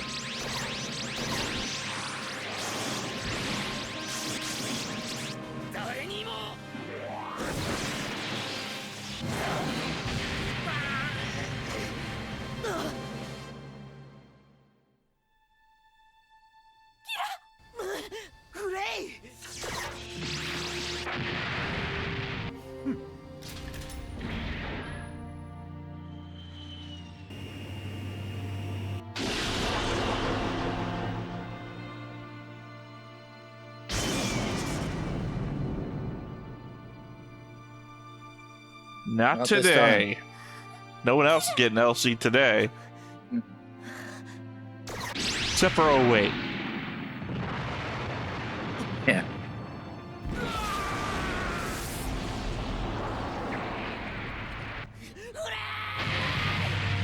Again, this is after all my turnaround on enjoying Flay as a character and really liking her, and then, oh, no.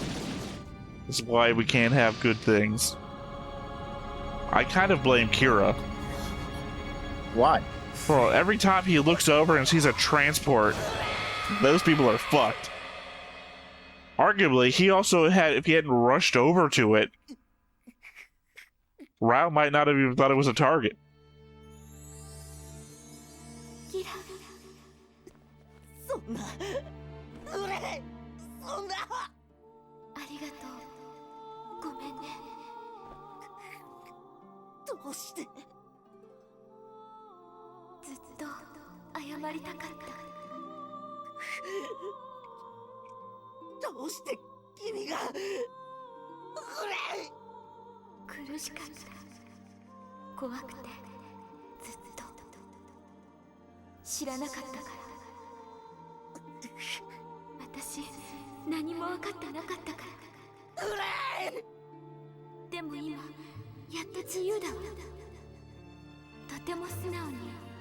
That her spirit or what? Or she's imagining it. I mean, it depends on how you want to look at it. Like, it's up to interpretation. You could usually say this isn't actually happening. Also, Flay has looked like this in every opening since like the first episode. So I guess they've just been foreshadowing her death the entire time.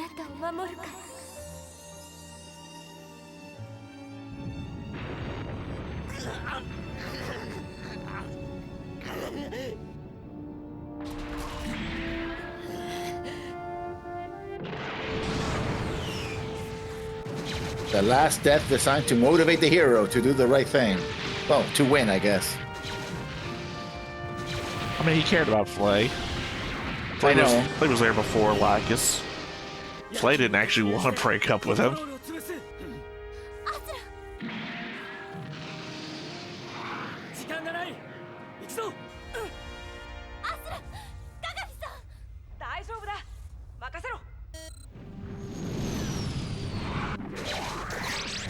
Nothing says you'll be fine more than going to static.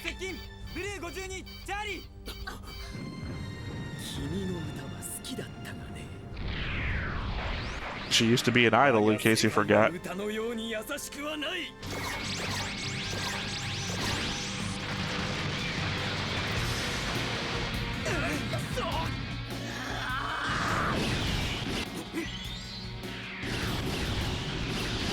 あなたはあなただけは、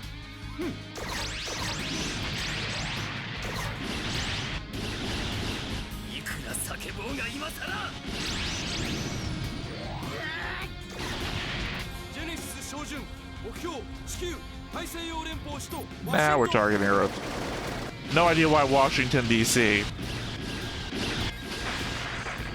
Because when I think the capital of Earth, I think Washington, D.C.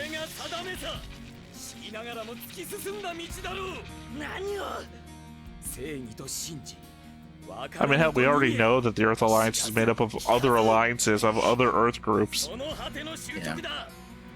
Also, the Atlantic Federation lost the most people already, so it's the weakest.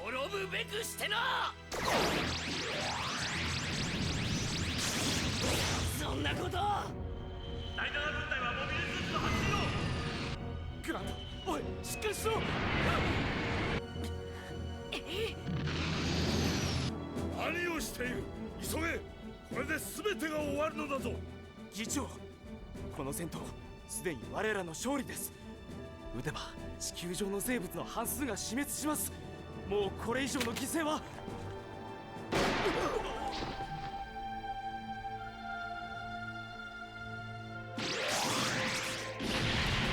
そんなあなたの理屈、それが人だよ。 You don't recognize also that guy who just got shot is the one who also told Athrun that your girlfriend has betrayed us all.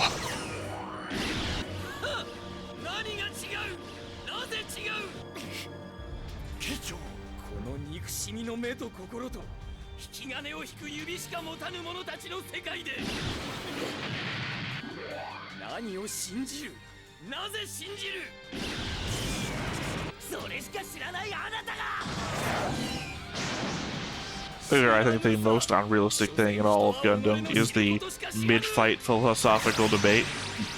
Yeah. It's as real as chess boxing. I mean, it's about a shonen manga that they talk in the middle of a fight because they have to, you know, express their feelings.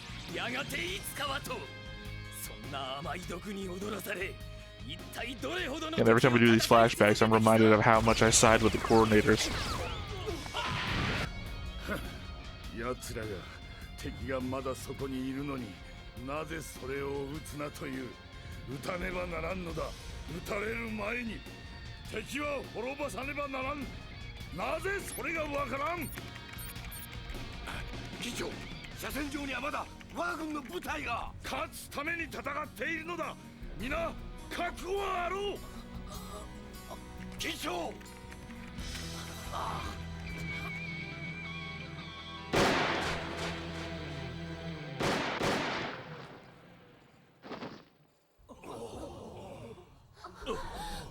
And that's the lesson that Patrick never actually learned. The double tap.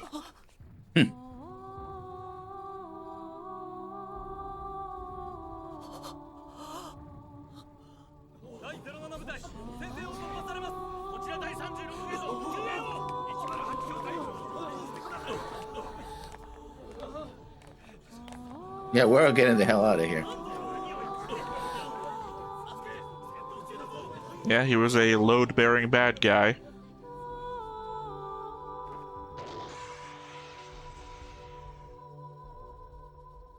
Also, I know it's Athra and Kigali, but who was the other guy that walked in the room with them?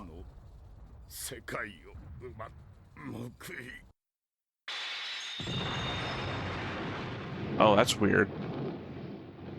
He said we must make the world ours. Lacus said her mother said that to her. Is Lacus actually Patrick's daughter?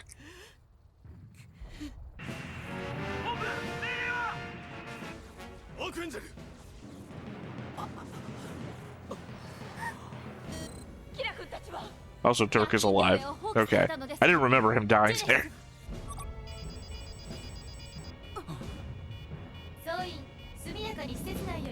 That's what, 30 minutes? ヤキンの自爆シークエンスにジェネシスの発射が連動している。くそ。こ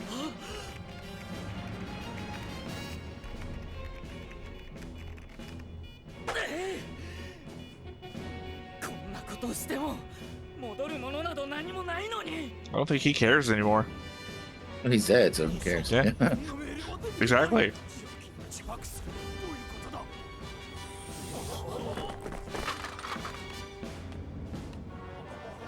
That's Eileen Carver.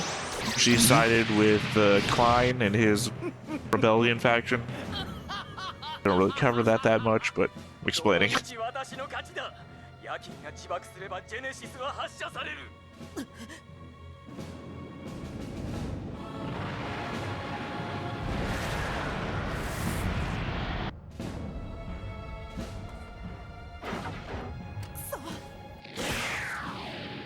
もはや止める術はない。血は焼かれ、涙と悲鳴は新たなる争いののろしとなる。そんな。Between who? I mean, it'll be. He said 40% of all life on Earth. That's assuming everybody dies. So whoever's left is going to try to kill more. Right. Well, one, they're targeting the weakest part of the Earth because that Earth Alliance is the weakest one left. But we've destroyed the moon base already. Like, who's left to fight, really? I mean, if they remember, eventually, if they don't kill everybody on Earth, the people on Earth will remember, and then we'll try to build new weapons and then fight new wars. See what I'm getting at? It's an endless thing. Yeah, well, yeah, you're talking stupid. I mean, you're not stupid. I'm saying you're talking stupid. You're talking of people who have no, like, ability to function in the future. Like, you're like, if that happened, okay, well, then kill the other half of them. Or, you know, take control of them. Make them the slaves that they tried to make you. Which would still lead to more fighting. Yeah, well, no, like, don't stand back and just watch them build up to fight you. Literally, you've still got your entire military. They have to rebuild everything.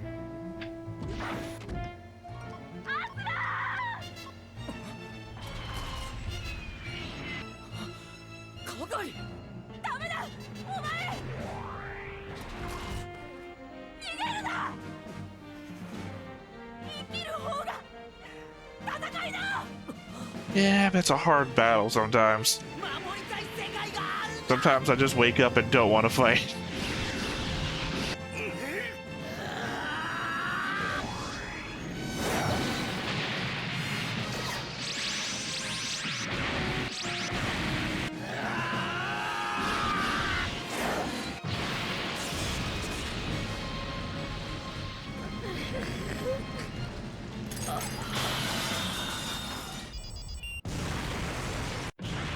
And down I go.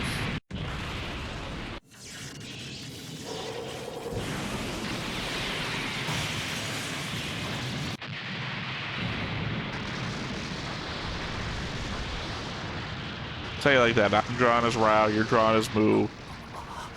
I'm a clone of your dad. We're both dead. But did it fire? It did fire, didn't it? Well, we saw Athrun and Kigali in the core of it, and Athrun was getting ready to self-destruct to make sure that it didn't go off. It doesn't seem to have gone off. Well, no, we didn't see that giant-ass beam gun through all of space.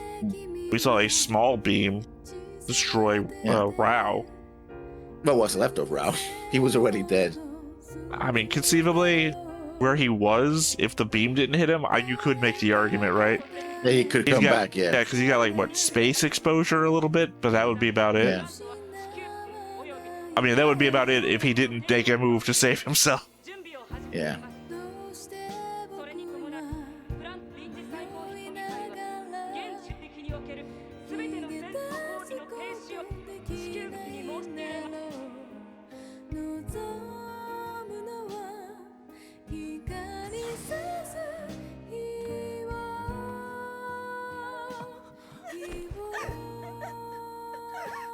So yeah, blew up his Gundam, got away in Kigali's Gundam. Or vice versa, I can't really tell. Okay. And Birdie made it! Flying through space. The robot. There's no air. It's no air. He's flapping his wings. There is no air. We don't really argue all that about the jets the gun tank has. You see Gundam, so. Micro gusts of air coming out of his ass. I guess. How colorful space turned out to be that day. Turns out blood makes space really bright.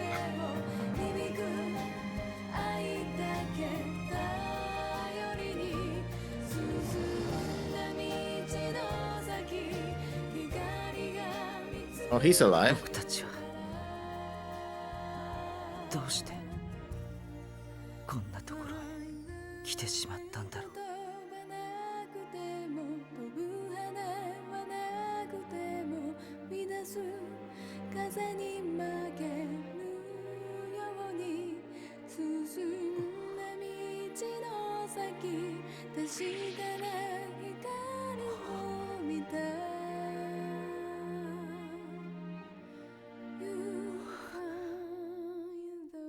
Your friends will come and get you.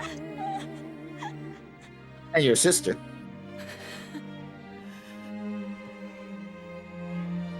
Well, I mean, it's reminiscent of that scene on the beach. Mm-hmm. 僕たちの世界は Well, it looks like Birdie ran out of batteries.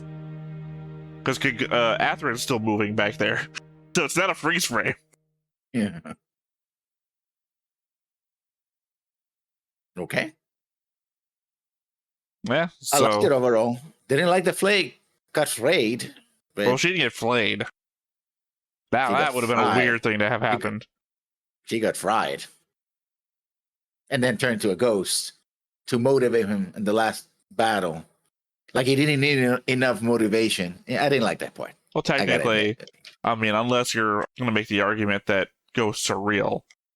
Technically, Either way, then Kira, no, I mean, I'm saying that unless you're making the argument ghosts are real, then Kira motivated himself.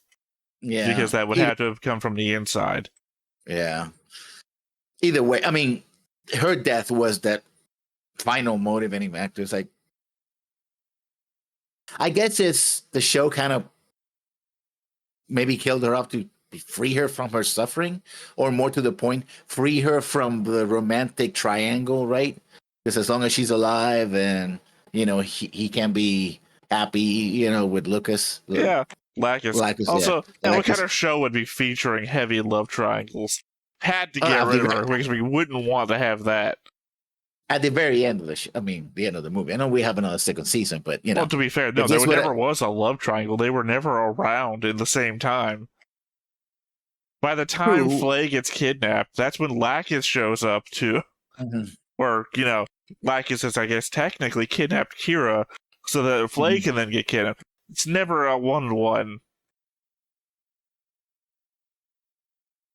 You know, some of this stuff, it's like, I heard it, I think it was a comment where supposedly this is supposed to be the more adult show, but a lot of the comment that we read at the beginning of this recording that was literally said it was a more adult show, not your dad's Gundam. It's still, I'm not convinced of the excess of deaths. It reminds me of the 90s when it was darker and edgier, right? Which was supposed to be more adult, but didn't really come off. It kind of come a little goofy. Like a lot of the stuff, looking back, it's not horrible because it is a war story. Yeah, it's the realism of war. People die. If I fire a bunch of bullets off in a direction that a bunch of people are standing in, a bunch of people are going to die. When you throw in the fact that Kira doesn't die when he should have, it kind of covers everything, makes it a little more goofy. Well, that happened way in the back. Yeah, but it's still part of the story, though. It's a universe where Kira can take a nuke to the face and live. I don't have a problem with this one. I have a problem with the back one. You know, Kira shouldn't be alive here, but he is. Gotta get over it. You know, I can be angry about the past one still. That past one, he should have died. But I'm happy where we wound up. I feel like this was a good end. I mean, it wasn't bad. Just that whole Flay getting frayed was a bit too much. Well, Flay was frayed from the beginning. That was the Let the whole girl thing. live and That's why she's saying let to the- Akira, I was always afraid. I didn't get it. She was afraid. Afraid flay. Yeah. Fried. Let her live and just go into the sunset or something to talk to a psychiatrist somewhere and deal with her problems, you know. But I guess we can't do that in anime. You know, people actually have a healing, you know. I don't know. But aside from that, really I like liked it. the end. The battles were cool. You have it was what I expected, right? You're gonna have to the naturals were gonna Blue Cosmos was not gonna stop until they killed all the coordinators because they're racist, right? And racist in the way that they fear coordinators, but also want to control them. The moment they can't control them, they fear them, right? And so that's that backlash of, oh, we're out of power now. And then the coordinator's like, well, these motherfuckers want to kill us all, so we got to kill them. I predicted that. I knew that when the thing, oh, we can neutralize nukes, and then that was taken away. Yeah, maybe the coordinators were not using nukes, but we already saw weapons that were equivalent. That giant space laser was kind of the equivalent of using nukes, right? Well, the giant space laser didn't show up until after they started using nukes. But still, I mean, that took months or years to prepare. That was a weapon that they had ready just in case, right? You don't build that overnight. Like, oh, they have nukes. Okay, hey, you, and you. You're the only contractors who know. So here's a gazillion, whatever. Build us a nuke in 3 hours, okay? Because the movie ends in 20 minutes. So go, it doesn't work that way. Well, I'm not arguing that the setup of the Genesis, right? But at the same time, we didn't have a debate about Cyclops. Why did they build a giant self-destruct system underneath Alaska base well before the need? Like, we know the time frame of the planning of Operation Split Break would not have been enough time for them to have built Cyclops. So they had pre-built a massive self-destruct system underneath their Alaska base. That one doesn't. Neither of them make much sense in the context of things. Patrick has only been the leader of the council for a very short time.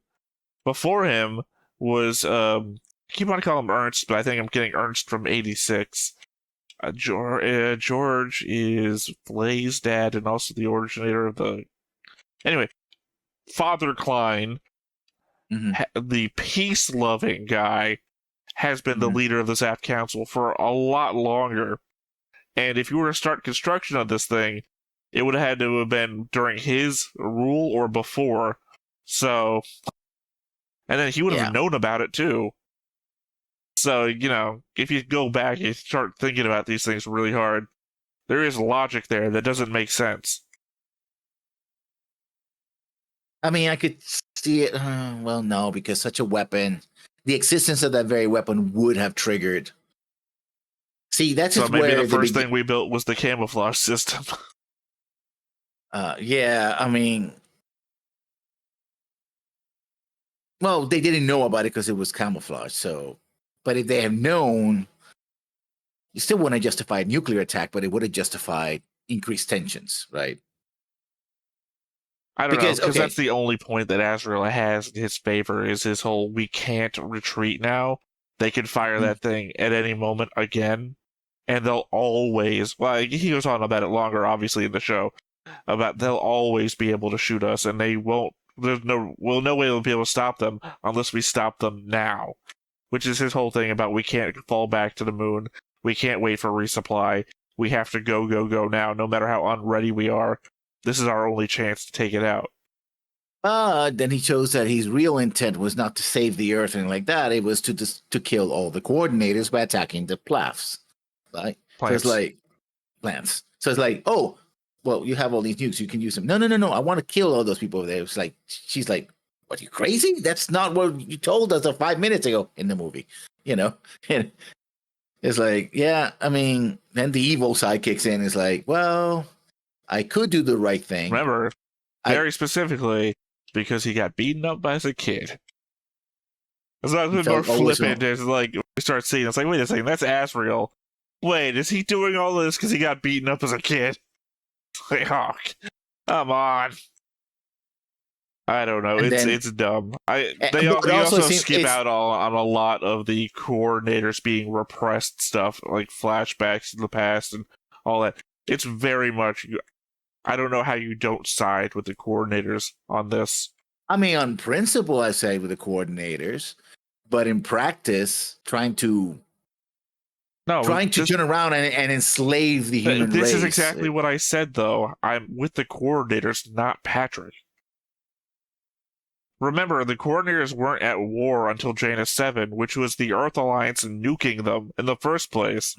Yeah. The coordinators were literally getting away from them, because we even saw it in this movie, scenes of coordinators just getting gunned down in the streets for being coordinators. It's like, extremely overt racism. And it's like, it's hard not to side with the oppressed. And then... I mean, to what degree? I'm not blaming you for anything, by the way. Don't make things as an attack. When I say you, I mean you, audience, you, this greater whole of people. Yeah. And even then, when they start fighting back, it's to what degree are you going to disagree with their ability to push back, right? And obviously, it's to the Patrick degree that I'm going to back away when Patrick's like, kill them all. Up until then, it's just winning the war. And then that's the Waltfield perspective of how many people do we have to kill until this war is over? When do you call it over? Which Patrick answers all of them. Yeah. See, that's kind of also when you set up a situation where you literally have people that are superior to you. They don't really cover it. I don't remember the boardrooms. It's not a boardroom. It looks like a boardroom. It's Klein and Patrick. They have a number of conversations in the show that you don't see here. Like Klein showed up twice and he didn't get any voice lines. So, where they cover the fact that coordinator birth rates are almost non-existent now. Well, you saw in the flashback that coordinators have to be made, and it's unreliable back then. And now we're in third generation coordinators, where the third generation coordinators can't seem to have kids. So they're gonna die off. Yeah, it's that's the perspective, and I thought that was going to be a thing where when they bring in the fact that Kigali up until now has been a natural, and Kira is a coordinator, that maybe that was going to be the thing. The only way that the coordinators could keep going is the whole twins route, where every coordinator has a natural twin, and that is like the metaphorical way to force us to live together, in that you're related to a natural. You can't kill all the naturals unless you're going to be so depraved as to kill babies at birth, that sort of thing. Or kill your siblings, basically. Yeah. So I thought it was going to be some sort of metaphor or philosophical point of view of, hey, we're in this together, sort of thing. But then Kigali busts a nut, and then I guess she's a coordinator too. It's like, I thought I was onto something pretty deep here, but no, we animated her doing the thing.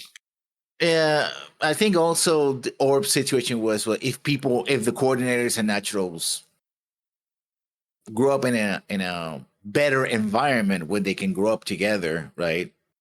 But then you have this guy who got beat up by the coordinator kid, so yeah, I guess that implies he must have been at orb, because nowhere else. Well, I guess I don't know how old he's supposed to look, because conceivably before all of this, coordinators and humans or coordinators and naturals lived together at some point, and then the racism got too much, and they moved up to space. Space. Well, that or orb, orb looks to be Japan, and then one space colony. Heliopolis was orb, but we don't have any indication they had other space colonies. We'll see what happens, now that leaves a lot of intriguing questions for the second season, right? Because, you stopped the war, but you haven't stopped the problems yet. I know I have put out a schedule, and the schedule I know I'm doing 2 OVAs before we get into the second season. I'm probably going to adjust that a bit. There is a post-episode thing for the show, which is like episode 49 or something, which is only like 5 minutes long.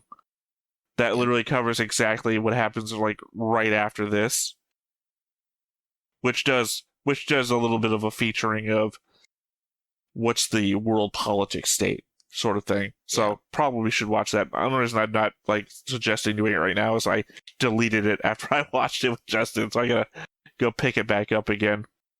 And I also probably want to at least show you. I know it's funny that in our Discord people are making fun of reactors who watch openings, but I probably at least want to show you the openings for the first 3 things, because you don't get that with this. I know I want to be completionist about this.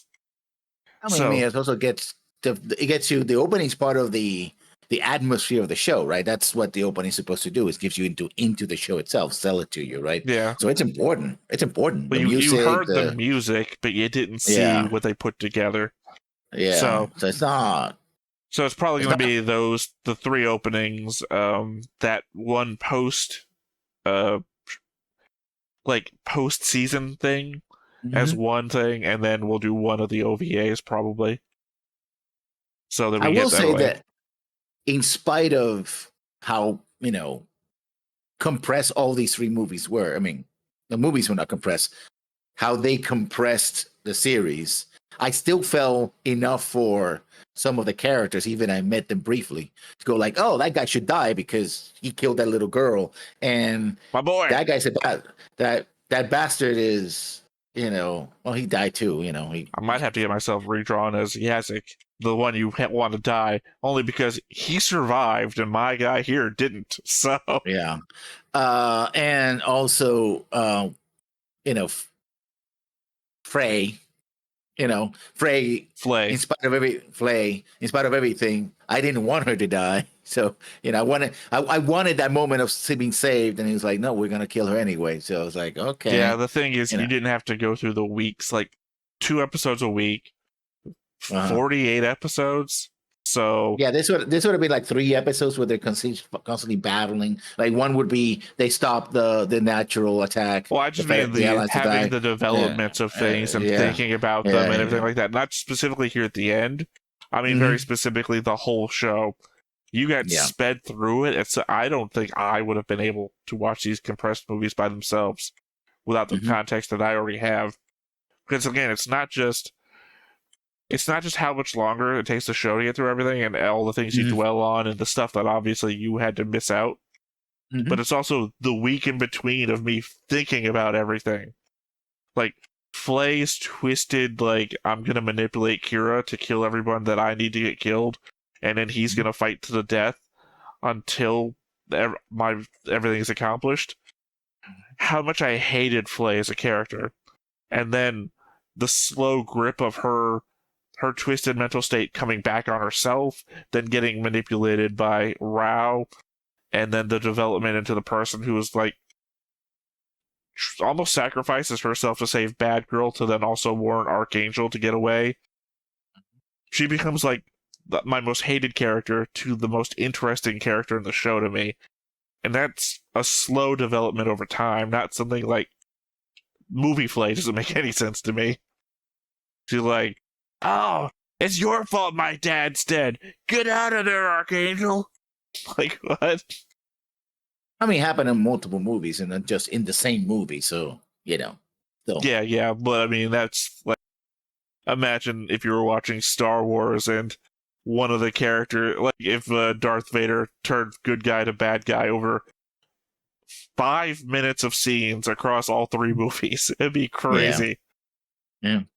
It's almost like the prequels. Yeah.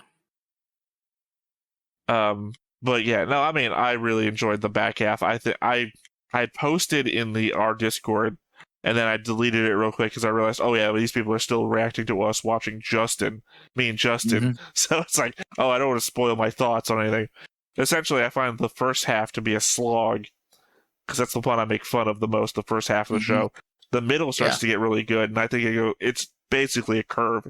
The show gets really good at the end. And it's not just because obviously a lot of people died, but at the same point, I think I compare it mostly to like Gundam 00, where the people who die at the very end of Gundam 00 are the fucking background people. It'd be like if all of Orb and all of the nameless Earth Alliance and Zaft people just fucking died, so that all the named people could get together and fight. Like, I don't fucking care. Those are all just background explosions. Nothing matters.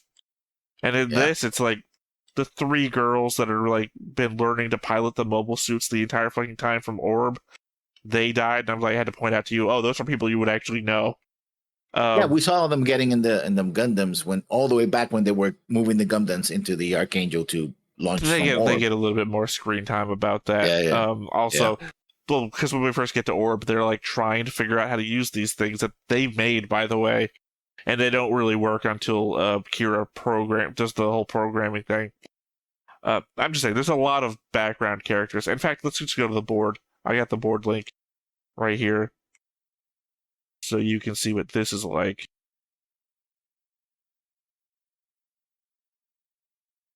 When you load in, there's going to be a top section. Ignore that. That's just the kind of layout that I was working with when it was more like the Universal Century layout. I tried something new down here on the bottom, which is, I don't know.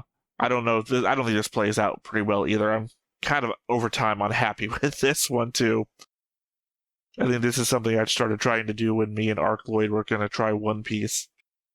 Different pirate groups and their own pirate things, but yeah. Yeah, our 3 girls here from Orb that died right there at the end. I guess Erica makes it out okay. I didn't see her die, but I don't know where she was at the end of things. Myrna is a character you never got to meet. She was actually like, she took care of Kigali and was the most upset person when Kigali goes back to Orb. Tilling is just the guy who was on command of that bridge when they first encounter Orb. Kigali's dad, obviously. This guy was just, in charge of stuff at Orb 2. Desert Dawn. Ahmed, I think you saw him die. He had a thing for Kigali. In fact, now that I think about it, I didn't put this together.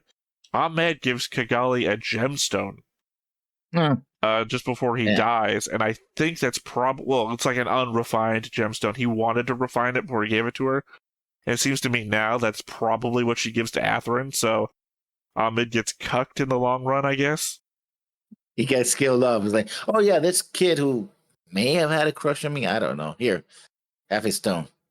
George Alistair, obviously, Flay's dad, dead. Murta Azrael, dead. Halliburton, of course, died in orbit trying to get the Archangel the planet. Garcia was at Artemis. That's right. He's the Artemis commander who died. Sutherland, the guy who orchestrated the entire Cyclops thing at Alaska base, dead. I guess Durless survives.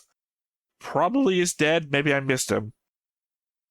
Koopman and Hoffman, respective secondaries to other dead people. Also Badulf. Batgirl, dead. The 3 other Gundam pilots from Earth Alliance, dead. Hamano's just been a dead guy on this board for a long time now. He's one of the people who, at Heliopolis, tries to support Maria and dies. Yeah. Most Archangel people are alive, except for your guy here, Mulafaga. Yeah. Toll, of course, dies. There was a debate during the show. Toll and Kigali are both on the simulator for the fighting craft. So the idea is Kigali's constantly wanting to go out there. But nope, Toll walks off the bridge, gets on there first, and he dies. Let's see. Oh, this goes down a bit. Yeah, everyone down here is alive. Durka, Atherin, Egyptian Rambo, Kigali. Well, he's actually a colonel in the Orb forces, but he goes with Kigali to keep her safe like a bodyguard. Let's see. Patrick Zoll is dead.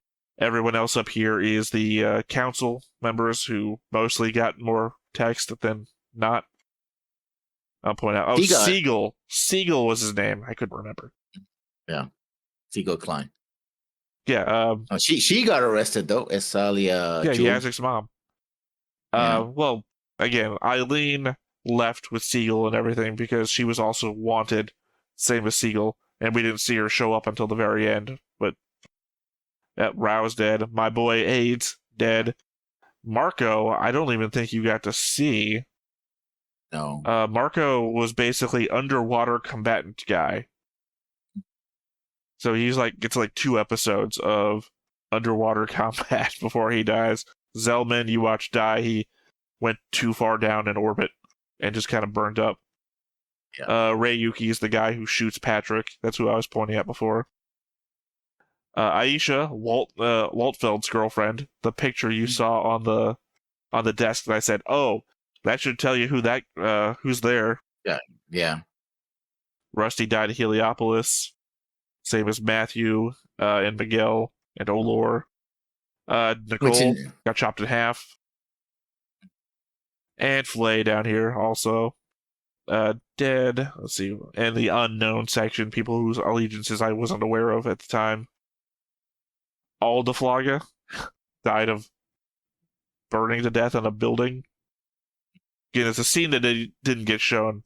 Rao, that's why the red line goes to Rao. Rao killed him.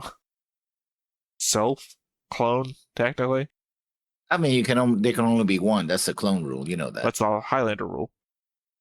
No, it's also a clone rule. It's in D&D. Well, not according to that one short that I posted in a different chat, but Lenora Zala, the wife of Patrick, mother of Athrun, died at Janus 7. And let's see. We don't actually know what happened to the Habikis. You know, Kira and Kigali's actual parents. They don't say that they died. I mean, it's not like they would have died of old age. These 2 people look like late 20s, early 30s. Something happened to them. We have no idea. The last thing we saw is that Bieb was Mu Laflaga's dad paid Ulin to make a clone of him. Yeah, I don't know when in the timeline which happens first. Yeah. Ellie, of course, dead. She gets flayed. Ironic turn of phrase. These 3. It's worth noticing. These 3, and going back up over to here into the Zaft side, those 3, Hawk over here, at least 2 people named Hawk, Razor Burl, Shin Asuka, Shiho Hafahanis. Actually, sorry, forget this one. These 4 and those 3 down there only show up in added scenes in the HD remaster of the show. As far as I can tell, they're characters from the 2nd season that were added to the first season. People will know. Yeah, people know what to give coming, them backstory. Where were they during the events of the show? Why they're so important now? Yeah, technically, Sihu or whatever here is, I guess, also one of those people. But they're actually in a scene. You can see that's Flay in the background in a Zaft uniform. That one is not with all the other ones. They're just in a scene. Because technically this right here... Shiho Hanenfuss. Technically this right here is Rao also. So obviously if it's Flay, Rao has to be there. Yeah. But those were people that were added to scenes. Yeah. So I added them to the board. Well, I think that was interesting. These 4 are obviously in the Zaft column because the scene that you see them in, they're like walking out of a Zaft academy, having just graduated.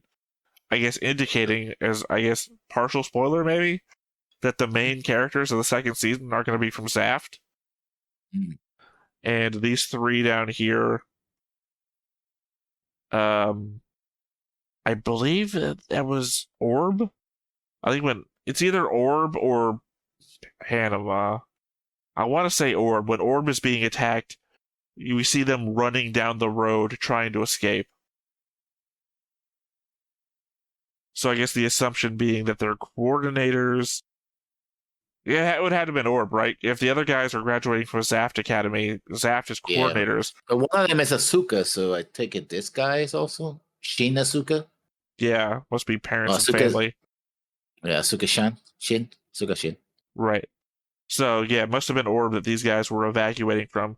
So it's just like a really quick scene where you see them running down to evacuate. You got this guy who's always listening to all the conversations here.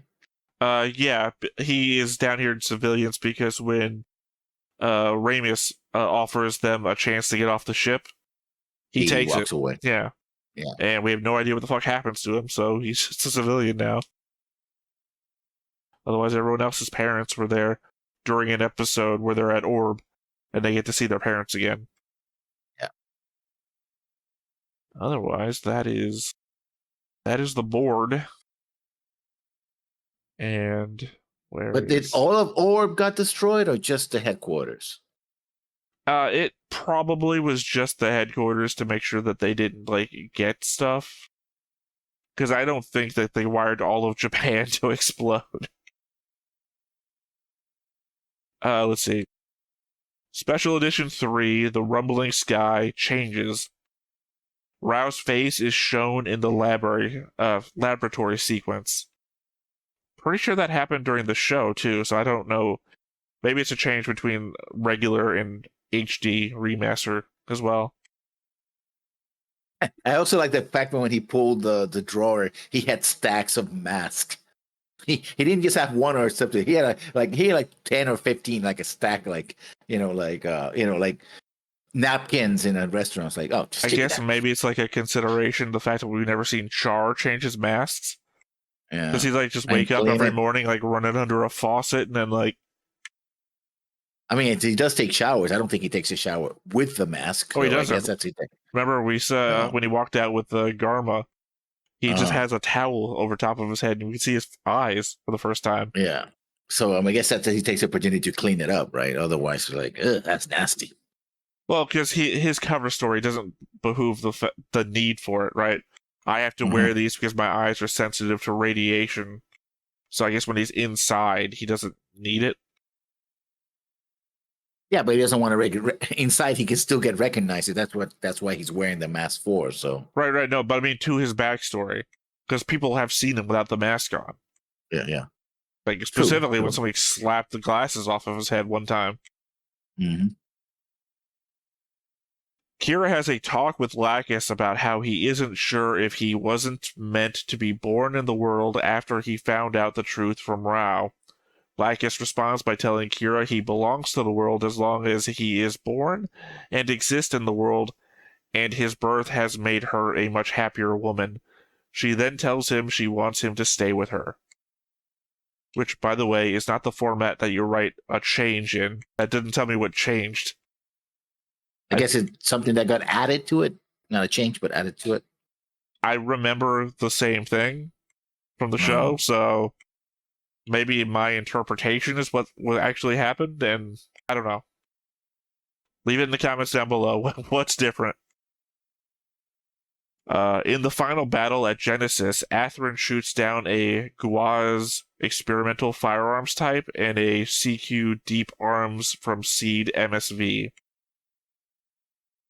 MSV is the OVA thing that we're going to watch after this, but before Destiny. Because there's 2 episodes.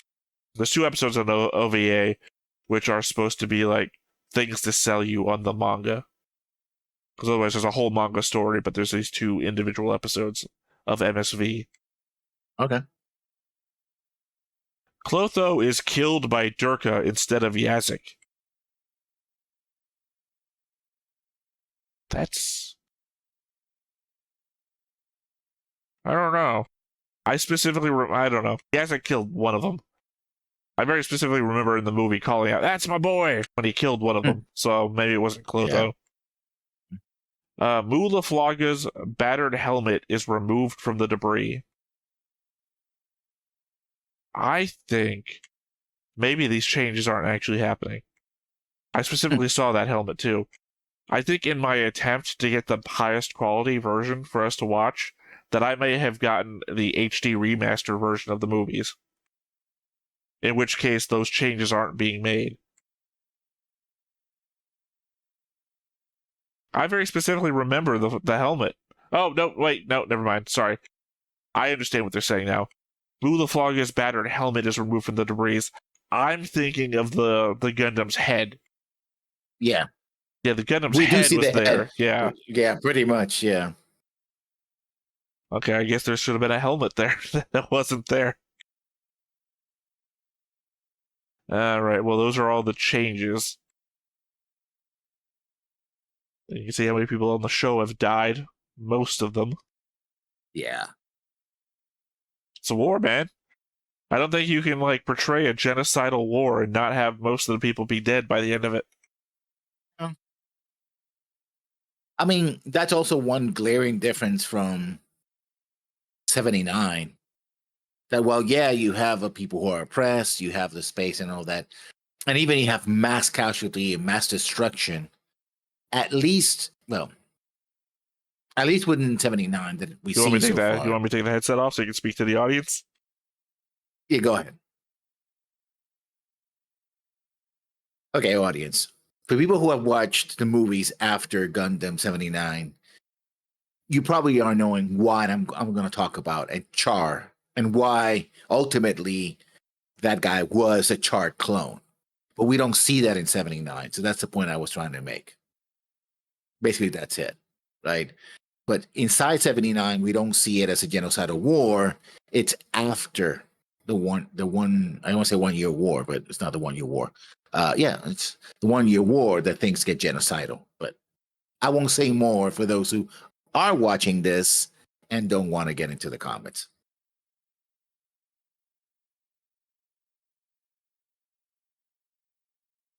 Joke's on you, I can read lips, not I wish. I mean, you're going to edit this, though. Yeah, but I mean, unless something's very specifically happened here that I'd have to make an edit for, I'm not going to, like, dive into it.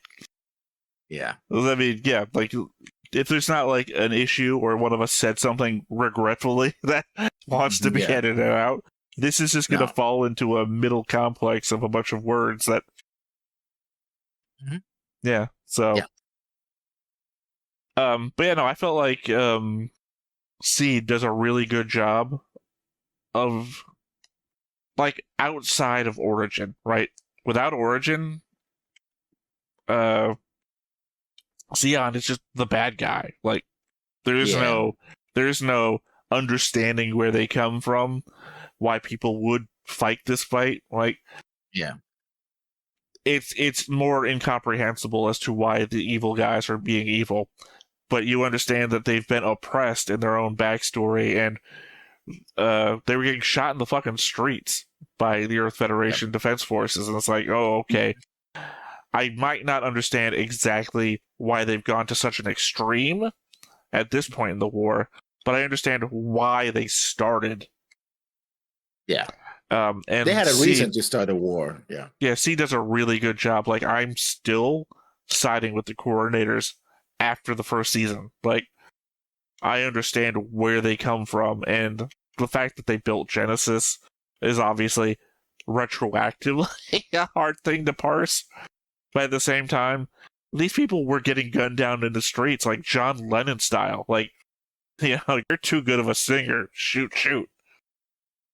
And you didn't get the one episode specifically about George, whatever his name was. George Glenn? That sounds right. The original coordinator.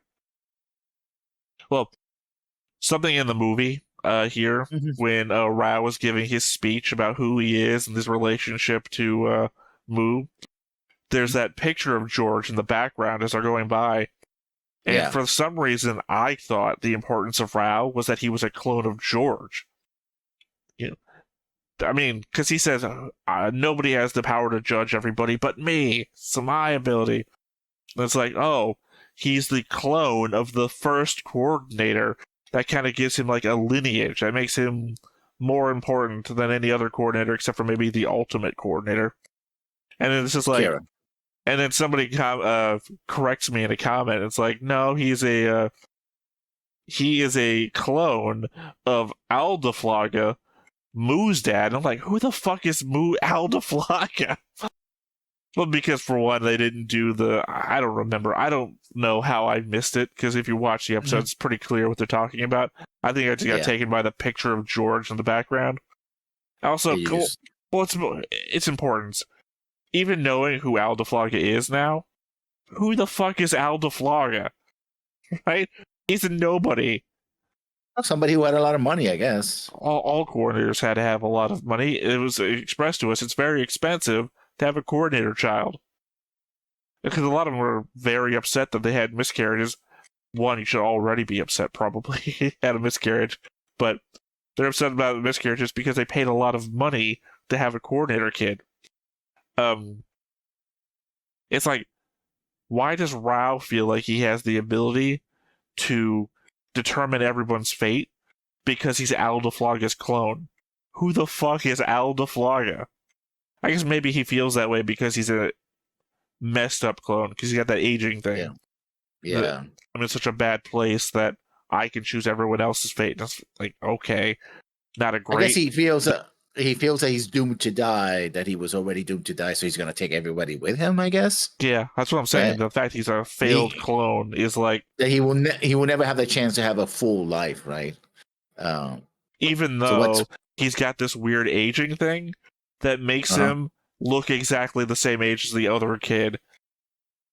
Like, at no point do I understand the failed clone aging thing, because you see them both in the same room together as kids. Yeah. Because you didn't say it here, but he has a whole conversation of we've met before, and you see them see each other in the mansion, as it were.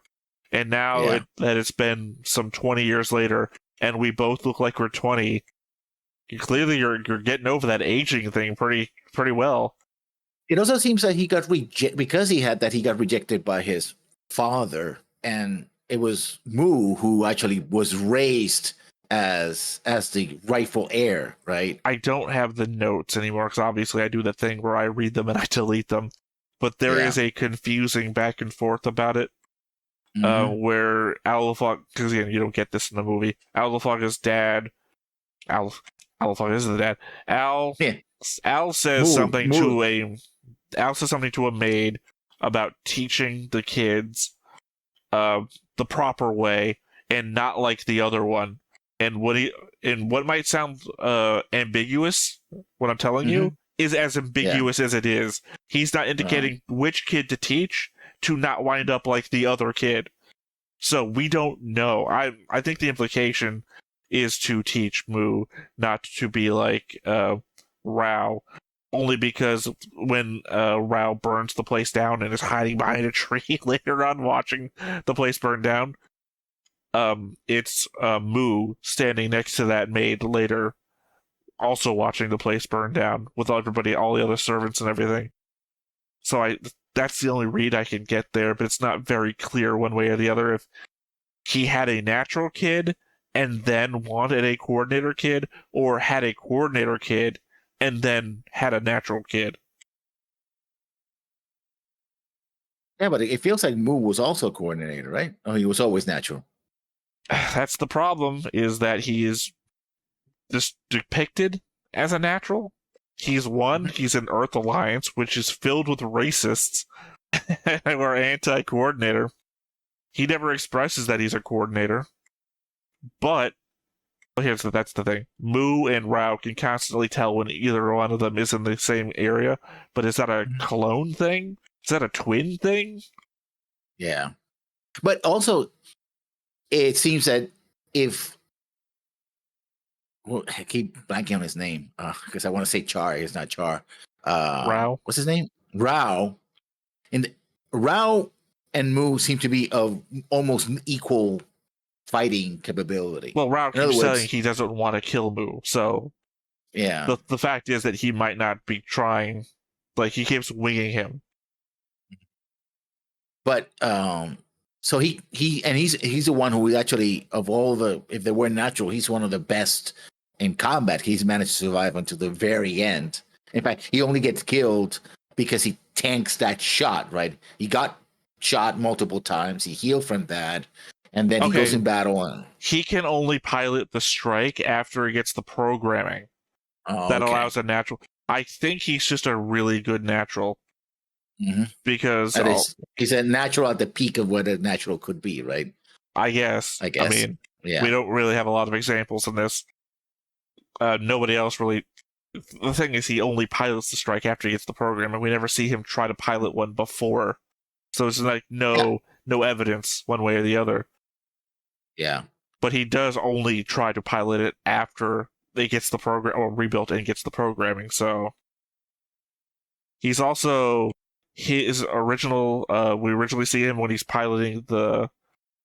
Sorry, I have it on the board. The fighter thing that Mobius Zero. The Mobius Zero, by the way, has the 4 pods on it, which fly around independently firing, almost exactly like Rao's. Was it Prudence? That also has Providence. Providence, which also I know in the future they get called gun bits or gunned bits, so I don't know what they're called here in the past. Well, in Witch from Mercury they're called gunned bits, but they uses gunned technology, so I don't know what they're being called here. Yeah. Probably maybe just bits. I don't know. Drones, whatever. Yeah. I don't know. I like I like gunned bits. And again, it's my preferred thing because I would be a lazy Gundam pilot. I would just be flying around trying to avoid getting shot and just letting my AI drone things, whatever, take all the job for me. But yeah, I mean, obviously, the only other things I have to talk about would literally be what would be in like episode 49, the 5-minute short about where everybody goes.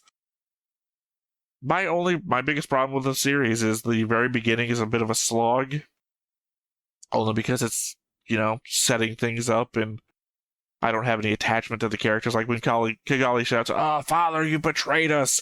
I don't know that her dad is the leader of Orb, and she's indicating that she's selling out, or that he's selling out the weapons technology to the Earth Alliance, breaking the neutrality of the nation.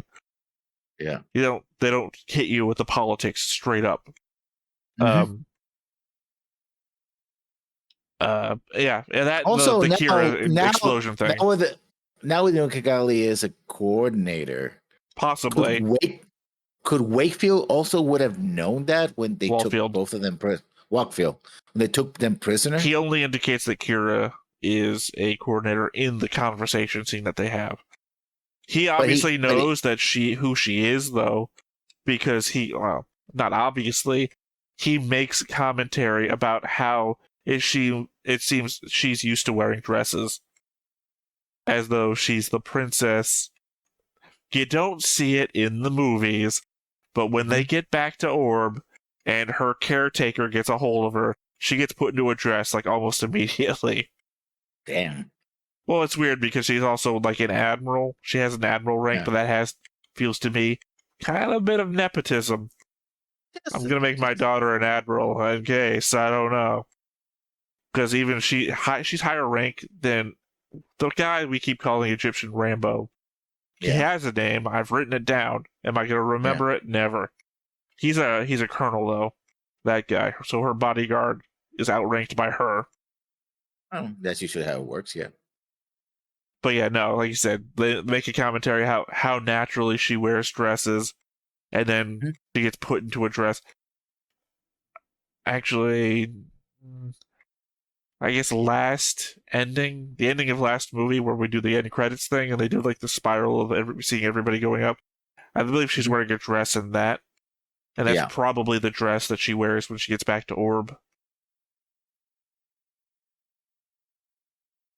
The show does a really good job of covering the difficulties between the two factions in the build-up of the episodes, obviously, not so much in the movies. The movies feel like they expect that what the difficulties are.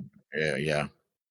But I did a comparison early on about early Universal Century versus early Seed episodes, specifically when it comes to walking down hallways. I don't have it in my notes anymore.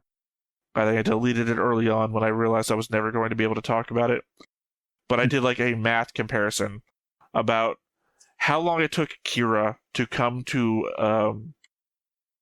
not an agreement, to figure out what they were going to do versus how long it took Amuro. Specifically the scene where Amuro is talking to Bright and Amuro says, "Okay, fine, I'm going to do this, but understand, blah, blah, blah, blah, blah." And he does that whole conversation in like 40 seconds? Yeah. Where Kira, I think it took him 6 minutes. Well, it's a hallway conversation. It's a conversation with Moo. It's a conversation in a hangar. It's a conversation over a radio. Until he finally decides this is what I'm going to do. At the same time, Kira never deserted. So, Kira took longer, but apparently his deliberation actually meant something. Spoilers for Universal Century. If you're somehow not a total Gundam fan and just a Seed fan. Yeah. Alright, final thoughts? I liked it. Yeah, I still I guess now I'm thinking that what happened to Flay. I was gonna say Flay. Well, just think about it. After today, you'll never have to remember Flay's name again, probably. It's still kind of weird with the whole hallucination ghost thing that was happening, as well. I think that's a part was like, I think Kira was already motivated to stop all the madness, right? So that didn't need to happen, right? It was like, oh, we got to remind you that this is a deadly war thing, so we're just going to fake you. Oh, he saved her. Oh, no, he didn't. Boom. And now he's like... Well, because it feels like, obviously not today, because it's a whole Ellie thing that's going on. Yeah. And then it's like, oh, wait, that's right. He's got all these mobile weapons flying around. No, I'm chuckling to myself because literally after this is Gundam 00 that comes out. Mm-hmm. And Gundam 00, they lean into the ghost thing. So, yeah. Oh, you've seen Gundam 00? I've seen a little bit of that. Okay. Not a lot. Yeah. I'm not a huge fan. I think when it comes to Gundam series, this is probably in my top 10 now. I really did enjoy this. It started off as a joke, but I'm thinking what? Origin is my number 1 now. Probably it's a tight competition between it and Witch from Mercury. If Witch from Mercury is not my number 1, it's my number 2. Mm-hmm. 8th MS Team? Sorry, I'm doing the consideration off the top of my head. Because the considerations tend to be, God, do I want to go serious or no? 8th MS Team. Oh, God. Okay, I'm just going to name the last 2, and I'm not going to number them because I would be sitting here trying to consider the rest of the time. It's either G Gundam or Gundam Wing. Yeah, I never got into G Gundam. And you constantly make fun of Gundam Wing. So... No, I like Gundam Wing for what it was. Gundam Wing is my early Toonami show, so it's like, is it nostalgia or did I really like it? And I can't... I like the fact my favorite charcoal. That really, that's another show that's like, oh, Earth Federation, the Earth guys are bad, right? Not all of them are bad, but they're the ones who are oppressing the colonies, clearly, and the Gundams are there to liberate the colonies. Of course, it gets a little more complicated after that, But well, that's why I was saying serious or fun. G Gundam is fun. Gundam Wing is a bit more on the serious side. It's like, do I want to make my top 5 serious shit all the way down? Yeah. I'm going to kill you. Yeah. Happy birthday, by the way. Yeah. It's an iconic scene. It is great out of context. It's great in context. It's got the best OST in the scene. Yeah. Wipe away your tear. I'm gonna kill you. Anyway. Yep. Alright. So that has been the end of Season 1 of Gundam Seed. Come back with us next time where we do a little bit more non-important shit. I don't want to say meaningless. It's OVA and the stuff we talked about earlier. Otherwise, I have been Theta. This has been Lessons. We've been Stoneface Reactions, and we'll catch you next time. Bye-bye. Hey everybody, thanks for watching another Stoneface Reactions. If you have an idea of another video we could go ahead and watch, go ahead and put it in the comments down below, and we'll add it to the wheel. Be sure to like, comment, and subscribe, and let us know what you thought about this video, what parts you liked. And until then, we'll see you next time. Is this too goofy?